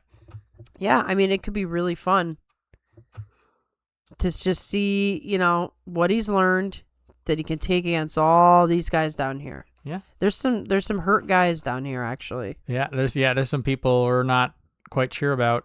Yeah, like for certain, we don't know what's going to happen with Mita Akiyumi. Kimbo's on. Nishiki Fuji. Takeru Fuji, we don't really know his state. Watch out for Kazuma, though. Kazuma's probably going to wreck things. Asakoryu, I don't even know if he'll show. I hope he's better. Yeah, there's not been any word, but we'll get to that. Abi, our next guy, is the exact epitome of the question mark. Maegashira 12 West, down from 9 East with the 5 and 10. That's a little bit of an under demotion. He's real beat up. And we were worried about him last tournament. I'd actually say the 5 and 10 was like, okay, it wasn't as bad as it could have been. Because his elbows seem to be shot. His back is possibly in it. Yeah, he had the disc issues in his back. That doesn't just heal. I'm concerned. Yeah, I think we are on the path to seeing like possibly the last top division tournament for him. This tournament. I have no reason to think that he's any more healed. In fact, I don't know if he went to Paris or not, but you remember London where like he made such a big splash. I didn't hear anything about him in Paris. So if he was there, he was quite muted. Abi is not a muted man. So I am concerned that we are getting towards the end of Abi's career, certainly in the top division, because I don't think you can recover from a lot of these injuries without surgery. It feels like the best we can hope out of him is that he becomes like mid-Megashira guy, like M8. And not even a Daisho level. No. Which is it's so scary. He's wrecked. So it's more of a, I hope you do well enough to buy yourself more time to heal up. Mm-hmm. Like he's treading water. It's depressing. Yeah, I would say treading water is the best analogy there. Like I'm hoping he rallies. Maybe he's able to pull it together and sort of tap into that Ozeki contender kind of energy. But what's sad is, it isn't even just the wins and loss record. It's the fact that like you're not seeing the dynamicness of Abi. This is a really hard like reminder. The wheels are falling off. And this is the passage of time, and this will inevitably come for all of us, including our sumo guys. Like, okay, Abi will have to sit out at some point, and we'll have to wait for the next guy who's super cool. So let's enjoy him this tournament. Yep, enjoy him. Hopefully he gives us some good stuff. Hopefully he doesn't get demoted. 7 and 8. Yeah, just hang in there. Yeah. Now we have Nishiki Fuji, who also is a big question mark. Maegashira 13 East, down from Maegashira 9 West. There was a point where Midori Fuji just could not surpass Maegashira 10, which is quite, I mean, when you get to that level, now you're always going to be in the Jurio danger zone. And every time you watch one of these top division guys go down there, you never know if they're coming back. Nishiki Fuji's gone through so many different injuries. It was shocking. I mean, he stayed in Jurio for quite a while. I was shocked to see him come back at all. It was also good to see him come back in something that resembled his old form. Right. It wasn't just like he made it back and it's like, oh, he's kind of in it. He kind of looked back to normal in some matches. I am more optimistic than I would have been when he was doing his first fade. That first fade was painful. The first fade was rough. Because, I mean, he did, like, he touched M9 and then got slapped down. Which was unfortunate because we were sort of hoping if he'd be able to sort of edge his way up. Like, he was never going to be a top 5 guy again. But we're like, how high up can he go before he gets humbled? And it looks like it's M9. Right. But down here at M13, I think the Nishiki Fuji that we've been seeing lately will do pretty well for himself. Yeah, as long as he's in decent physical condition, he's skilled enough that this will be okay down here. Yeah. The thing to look for about whether he's going to be doing well or not is how well he's dictating pace. And whenever he was losing in May, it was because somebody else was outgunning him, outfoxing him. Which is not Nishiki Fuji's style. He can't impose his will from there. So if you see him charging pretty well, if he's converting off the Tachiai, then everything's fine, everything's good. Even if he's winning moving backwards, it's not a good thing. I was going to say, any backwards movement is not a good sign from Nishiki Fuji. That is going to be our indicators about how much longer he's going to be around. Yeah, this is an example of the cautionary tale of the small sumo. Enho is the rare exception. If you're as small as Nishiki Fuji, Midori Fuji, etc., you're not going to have a long career fighting the big, like in the top division. You're probably eventually going to wind up in the lower divisions for the rest of your career or just have to retire early. I mean, look at what happened to Ishiura. He finally gets Maegashira 5, his top rank, and the damage to his neck was so severe he had to retire. So that's where we're at with Nishiki Fuji. Age doesn't matter when you're small. You might end up done sooner than you want to be. Hopefully not the case. Hopefully we have a good July. Speaking of injuries and Juryo and all that stuff, Takeru Fuji, the Undertaker, returns. He got an 11-4 at Juryo 2 West to return to the top division after 8 months in Juryo and 2 years since he broke some 100-year-old record. Was the record for being, because it was on his debut? Yusho on debut, yeah. Yeah, Yusho on debut. He practically won the whole thing sitting on the couch. He actually showed up with the busted ankle and won. He was hyped. This was serious hype, man. And then he gets injured. He falls down.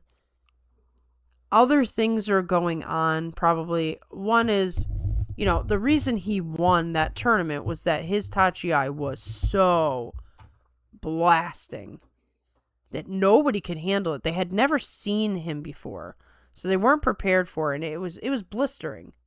He was hitting these guys so incredibly... It was ridiculous. So hard and so perfectly to knock them off balance they couldn't recover.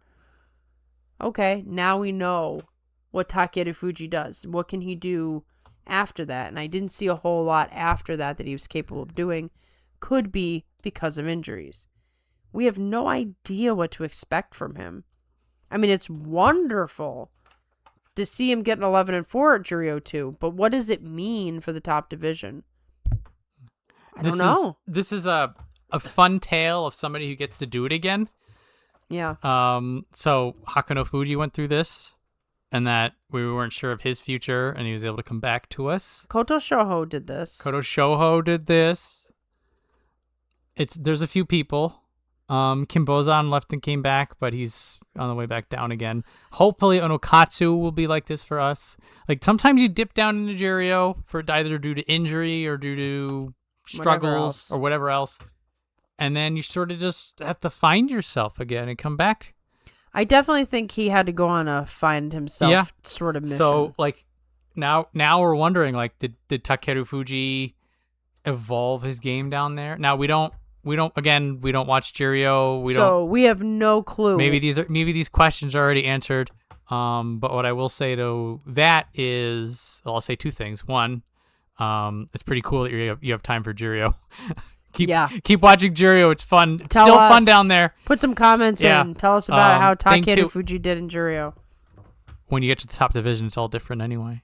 Yeah. So even if you've been here before, how will it convert? How will the changing face of the top division affect Takeru Fuji? What wisdom and experience will he bring with him? How different will he look?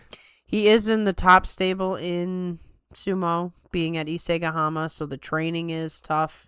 The training partners are tough. He's, some of these guys, they don't have all these top division wrestlers to train with. Mm-hmm. So he's got that on his side. He's training with Atami Fuji. He's training with Hakuno Fuji. These are top division guys. But this is also not probably going full bore. Probably bore. It's also just good to see him back. Good that he was able to make it back. Yeah, I hope for like really excellent things, but I am cautiously just sitting back and watching. It's in a way, it's almost like he's a new wrestler. Agreed. And that kind of you're just like, okay, let's see. Heard good things. Heard good things. But don't know. You don't know. So it's a known unknown. It's a fun little mystery puzzle. Yeah. That we get to bring with us into July. We'll enjoy it. Yeah, I mean, because we have our big questions. We have our high stakes stuff. We got Ozekis. We have Yokozunas. We have fewer Zekis, fewer Sekiwaki, good, the bad, the ugly. And then we have stuff like this. We're just like, it's a fun little mystery. Right. Not high stakes. Doesn't matter. It's a crossword puzzle on the back of the cereal box. Right. Let's figure it out. It'll be fun. Yeah, I'm tired of, reading this really lengthy report. Let me just do the crossword puzzle. Yeah. Yeah, I think we'll enjoy the matches. Something to look forward to one way or the other, and just good to see him again. Yeah. So next we have Kimbozan, and as you rightly said, looking very close to going back down to Juryo. 6-9 down from 11 West to 14 East. A near full demotion when many people got breaks. He just doesn't look good. He's a big guy with a lot of skill, and he just looks flat. It feels like he can't get the sumo out of him. Yeah, it's in there. You see it in there. He's upset that he can't get it out. But it's stuck. It's like the yips that they call it, where all of a sudden you just forget how to sumo. It's some days. Right, some days. It's not the whole tournament. It's just like every now and sometimes he will miss on the tachiai. And I'm like, what? What? Come on, Kim. Yesterday you knocked a dude into the third row. Right. What causes that? That's a strange problem. It's a weird, I don't know. But something's just not clicking mentally for sure. And so it's always, you always want to have faith. You're like, they'll figure it out. Sometimes it takes longer. You have your Kodo Echoes who never actually do figure it out, but it's fun to watch them. And they stick around for a while. And sometimes the puzzle is the answers that you're just always trying to figure it out. But the problem with Kimbozan is that he's losing a little too much for that. Right. He's going to wind up in Juryo, and he is the type of guy that might struggle to get back out. He might get back out. Like, he bounced back before, and then he went on that weird tear and almost won the Yusho. Yeah. But not sure. He's on the list. He's on the list. I feel like he's too unique a person. Like, I don't want to lose him. You don't get, there's no other Kimbozan on the Banzuke right now. And what is affecting that? I mean, that was last January, not this past January, but the January before, where you have Oho and Kimbozan and Hoshoryu, 3-way playoff. Like, what happened? It's not like several years. He was right there. Yeah. He was right there. Did that just gut him so much that he could never get the sumo out again? Because it really did seem like the downfall started then. Could have been. Sort of the measure of a wrestler is, what do you do in success? What do you do in failure? And in the case of Kimbozan, it's just turned into a nightmare. So he's got to break out. Yeah, he just needs to win. That's the plan. Just win so you don't get demoted to Juryo. You might be okay with the 7 and 8 at this point. That seems to be a hold all the time. But if somebody just really good in Juryo, you never know. You just never know. Okay, so now we have Mr. Question Mark Shishi. Mike Shear 14 West down from 12 East with the 6 and 9. So the anti-sumo is not working. There's lots of comments out there about Shishi being hurt, but always have been hurt. So it sounds like he was doing okay hurt at one point, and now he's not. So I don't know if that's a matter of physical condition or just, at this point, the anti-sumo is just done. It worked for a little while it was like this novel thing. I mean, it keeps him in the top division. It gives him this presence between M14 and M11. Now, maybe he was just injured, and so his anti-sumo didn't work. But like, even if he wasn't injured, there's a ceiling on it. You can only be big, strong guy for so long.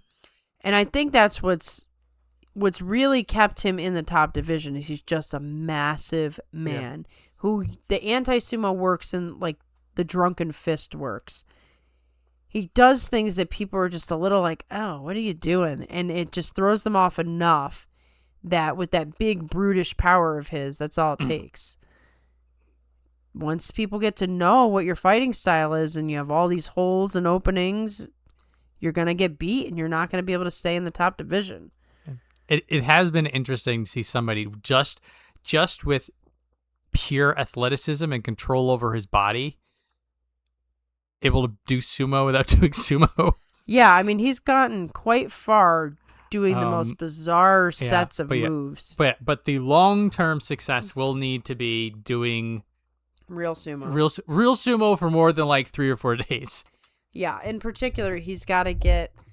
So, the scouting report on him is that he recovers quick enough after a mistake. He needs to not be making the mistakes. He needs to have like very tight footwork. He is taller than a lot of these guys, and so he has to sort of lean down on them, which I imagine is quite awkward.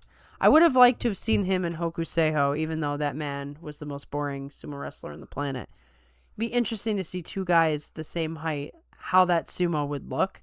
Because Shishi's always sort of bearing down on the smaller guys and like scrambling and grappling and then just, you know, if it's Fuji no Kawa, just launching him with a pinky. Yeah, this is going to be a tough sport for Shishi. That's all I can say. It is interesting to sort of see the science experiment in action. And strictly speaking, if he can just continue to do what he's doing and stay in the top division, good on him. If we want to see like Ukrainian versus Ukrainian Yusho stuff going on, then Shishi's got some work to do. Yeah, quite a bit. And every tournament, it is the how many days is he going to keep his hips low? How many days will he go for the belt?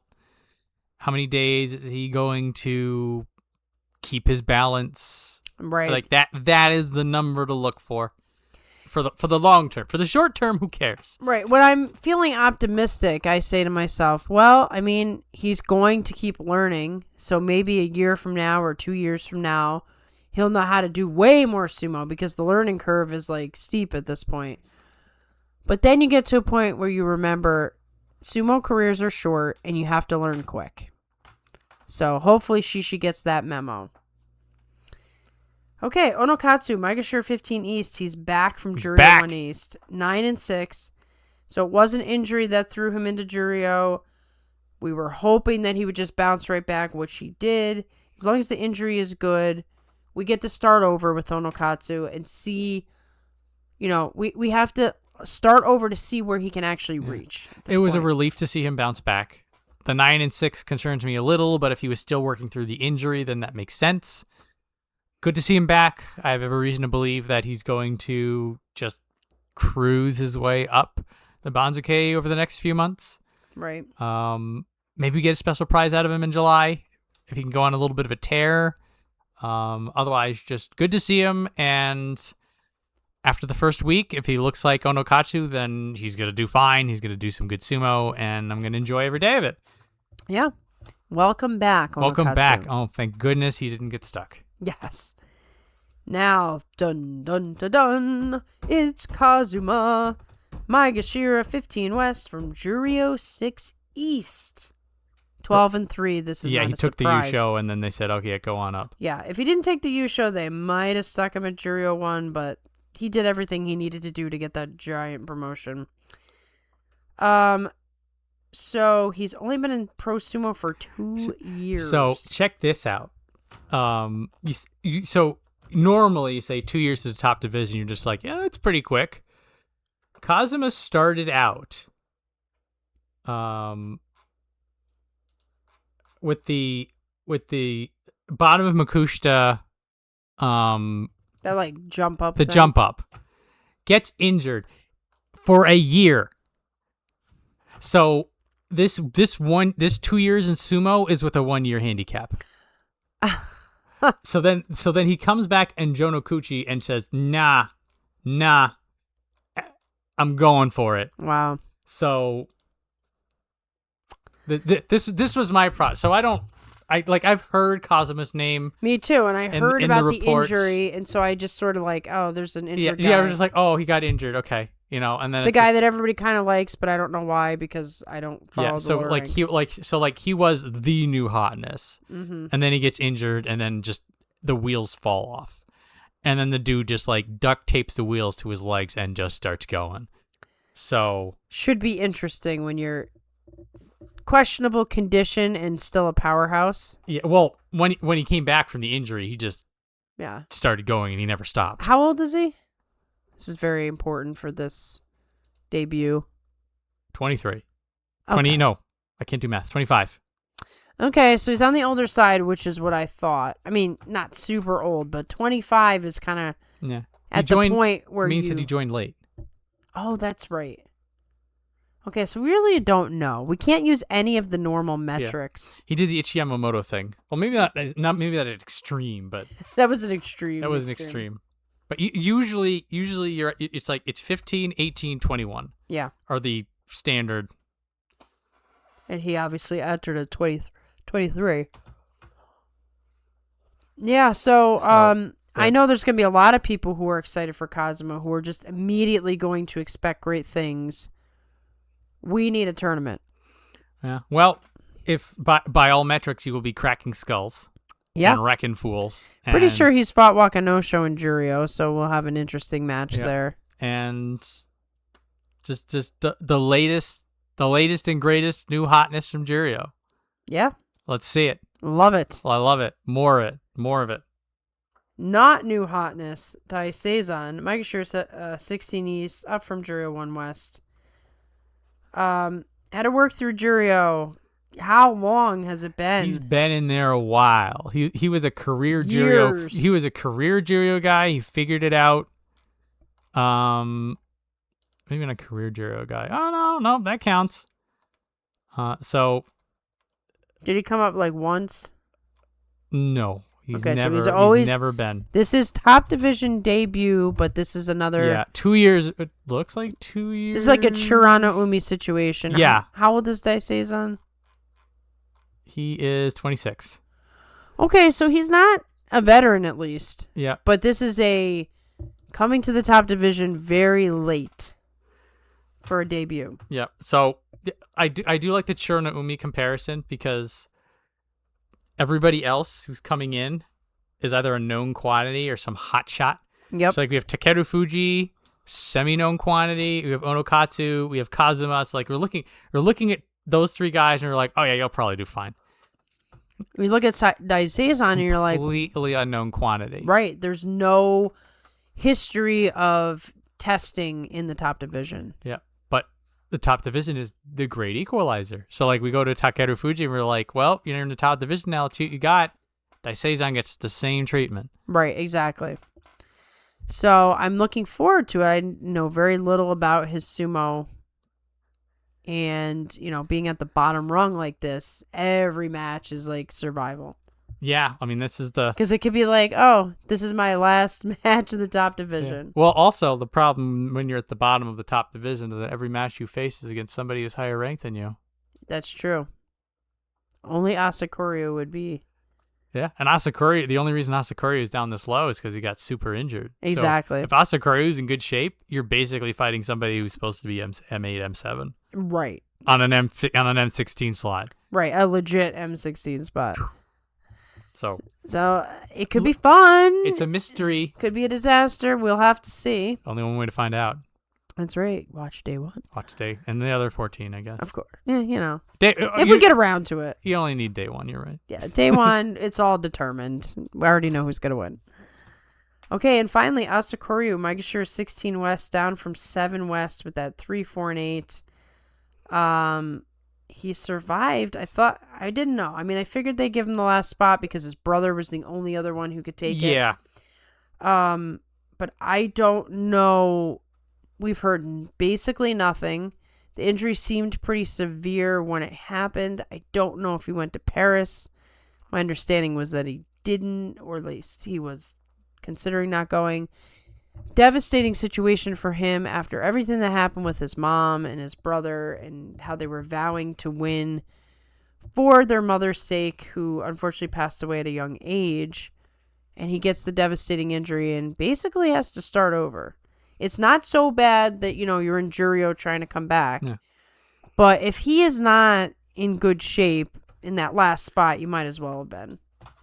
Or if he doesn't even show up at all. So if he does show up, now he did lose all of his Banzuke progress, and that's like almost a year of work. But gone. Asakura has grown so much in front of us over that year. The talent, the leveraging of power, the confidence in his sumo. So if Asakura is even like 75% there, all of the things he's learned will culminate to just pole vault him back up. Right, and we've seen these giant promotions, so he might not lose an entire year if he isn't physically okay. And that's what I have to hope for. He's made it into my top 5 favorites of the top division. Now obviously if that Kyujo banner comes out, then never mind, and that just sucks. Yeah. But I'm hoping he's back, and even if he's injured, I think that he can get those 8 wins or more. Being at the bottom spot, yeah, if he's decent enough, he should be okay. But who knows? That's a sad one right there. Now, to round this all out, these were the demotions, and one in particular was a challenge. We have Tokihate, Ryuden, Osho-umi, and Tamawashi. Tamawashi got out. So Tokihate, Ryuden, Osho-umi, Tamawashi all the way down in Juryo 7. So he basically has to win the Yusho if he wants to be back. Which, okay, so when he did not look good the entire tournament. That's a big part of why he went all the way down like that. And you and I had been like, this is probably it. Thought maybe he would retire if he went to Juryo. Sounds like he is going to fight on. If his leg is in decent shape, he could win the Yusho. I think he could do it. But it's a possibility. I just don't know that he's in decent shape. Like, I don't know how bad that leg is. But, like, he's won the top division Yusho at 33 or something like that. Juryo, for the most part, is full of aging veterans and injured people. It is interesting that about half the people in Juryo are people that we've seen before. Mm-hmm. So it's we do have Asasuiryu, Asakuryu's brother. We have Kyoku Kayu. Yeah, I haven't heard much. Dewa Noryu, and we then have Toshino Fuji, the former Sei Hakuho. Yes, so and those would be tough matches. Those are the 4 people that we don't know about on 42 Opinions, and at least within blasting distance of the top division, there's Kaze Keno, whose name keeps coming up. At Juryo 6, he'll need to do a little bit of work if he wants to try to get promoted. But here's Meisei. Here's Midori Fuji. Here's Shiro Kuma. Mm-hmm. Here's Tama Shoho. Here's Enho, who's at who's Juryo 11 on an 8 and 7. Not bad. Kageaki. Here's Kaio. Nishikigi. Yeah. I mean, these are all guys that were in the top division just 2 years ago? It's been a lot of turnover. So, I mean, there's obviously some new hotness that would make it hard for Tamawashi, but I feel like he could beat the people we know. So, I think if he's going to come back to the top division, it will likely 2 tournaments. Yeah. So, November, and that's his birthday month. Could be. That is when he turns 42, when he could be the official mascot of 42 Opinions. It'd be nice. I hope that happens, because we're never going to get another 42-year-old again. Unlikely. So, unless Chiyoshima has certain ambitions. Or Sadanoumi gets pre-promoted. There's a lot of ifs. Something to keep an eye out for people who are watching in Juryo is how well Tamawashi does. If he does get that 9 and 6 or a 10 and 5, then he's angling to go back up. Right. But if he gets like a mediocre score, it's like yeah. not So like we looking were hoping, good. yeah, we were hoping Midori Fuji would bounce back. He kind of didn't. You know. Well, with a heart condition. Yeah, I mean, we're cutting him slack. Meisei, no. No. Kitano Waka, no. At least Meisei got married. Bless him. He's happy now. I'm still sad about Kaio. I want him back. I know. I That's want him such back. a tall order right there. He's too low. He is. He's too low. Nishikigi is probably about done. I think once he loses his salary, he's done. Is he 40 yet? Can we look at his age? How old are you? 36. Okay. I think Takayasu's older than him, so he's not quite as old as I thought. So we should do our wish lists and our predictions. Let's do wish list first. I am hoping that there are 3 Ozeki in July. Okay. And if there's 2 Ozeki, that's because there's 3 Yokozuna. That's fair. I'm just going to stick with that. I'm going to put on the wish list what I put on every wish list. Hoshoryu Yusho. I will not be predicting him. He just goes on the wish list. Also, we said this earlier. Now I can't remember what it was. Ugh, can't remember. Ichi Yamamoto. Oh, yes. Ichi Yamamoto, Yusho, Wakataka Kage in the limo. Amazing. Wild times. Takayasu special prize. Sure. Done. Jung Yusho, maybe. He seems to be good at that. I know. A little too good. Takanosho's right behind him with Jung Yusho, apparently. That's true.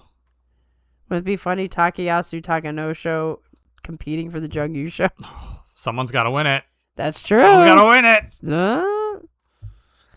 it. Ono Sato being in decent condition. I like that. Because that's just something we need for the long term. I want to put Aonishiki regaining Ozeki. I know you put it just as 3 Ozeki, but yeah, very specifically. Well, 3 Ozeki specifically means he gets it and Kodazakura keeps it. True. Okay. Never mind. That was the math behind the 3. Got it. And then if there's 2 Ozeki, it's because Kirishima was promoted. Got it. Okay. We're good. We're good. So, but I'm agreeing with you, but with a lot of words. Yes. My wish list also includes Takanosho getting an 8 and 7. Yeah. Oh, good. I like it. Okay. Who's winning it? This is a really tough one because everybody's a question mark in my mind. Scroll down. Yeah, scroll down. I mean, dare I pick somebody in that category? Scrolling back up.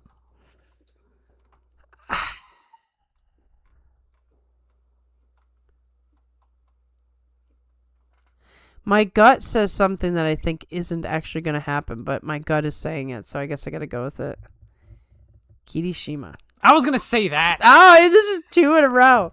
But last time I did that, I was woefully wrong, and you were right. So, sorry if I took your pick, but that's fine. I should have taken the initiative. You should have. Should have taken the initiative. That's what happens. So now you're stuck with a pick that's going to be really out there. Oh, no, I'm joking. Oh. No. Shodai. Okay, John. Let's not get crazier. You can have Kirishima back, okay? No, we're fine. Ichi Yamamoto is our joke pick, so we can't pick him. Aonishiki. Okay. I think that's a solid pick right there. It's a safe pick. I had a half of mine to say Koto Shoho just to be weird about it, but I'm like, nah. It's not feeling Koto Shoho. If it's gonna be a Sekiwake, it's gonna be Aonishiki. If it was a Atami Fuji though, wild. Yeah, there'd be some serious excitement there. I think Aonishiki just reminds everybody who he is. Yeah, he's been too quiet. I think it's time for him to show up. Be like, remember me. Remember me. His fans will never forget him, but like the great sumo community at large has almost seemed to have forgotten about him. How about a Hoshoryu Onosato Aonishiki Kirishima 4-way playoff. Oh my goodness. What a wish list that is. I would love that. The whole sumo world would just explode with excitement. Like, Everybody would forget. we would have to like break our rule of like getting up early in the morning and just watch it live. They do. NHK does do the Live preview show. The day 1, 7, and 15. They do. I think I might be on the road somewhere, but I would still do it. If it was like that. I mean, the odds of something so spectacular. But we could potentially get at least a 2-way playoff with any of those guys. Yeah. Boy, if it's Hoshiryu, I can't handle the stress. I just want him to definitively win the whole thing. No questions asked. It's done. But I can't have that, can I? Starts on the 12th, which is... This is sad. I can't look at this now. I can't look at that. So, yeah, it's... we're recording this Tuesday. It'll be out Wednesday. Yep, tomorrow morning. The sumo starts Sunday. Live streams will start immediately because I can't do week 2. Yes. So as a reminder, no one's getting notifications anymore, I've been told. So just check the channel, okay? Just go to 42 Opinion Sumo. It's sumo time. Just go directly to the channel and look for the live streams. They're always around 9 o'clock at night. I am currently, unfortunately, injured and will not be able to do karate for some time. So the live stream time should be at reasonable times. Okay. I'll let you know if that changes by looking in the post section. Guys, I cannot say it again. If you want to talk to me, if you want to know what's going on, anything, if you want to see funny memes or whatever I come up with, go to the post section. I have no other means of communication. Okay. I'm done. Are you done? We're good. We're good. We're good. It's late. Yeah. Thanks, everybody, for hanging out with us. A goofier preview show than normal. I like it, though. It's fun. I enjoyed it. All right. I'm in the back of my mind. I'm like, make preview shows more goofy. Yeah. Less serious, more fun. All right. Thanks, everybody, for watching. And Maria will be with you guys next week. And I'll be with you guys in the recap show. Sounds good.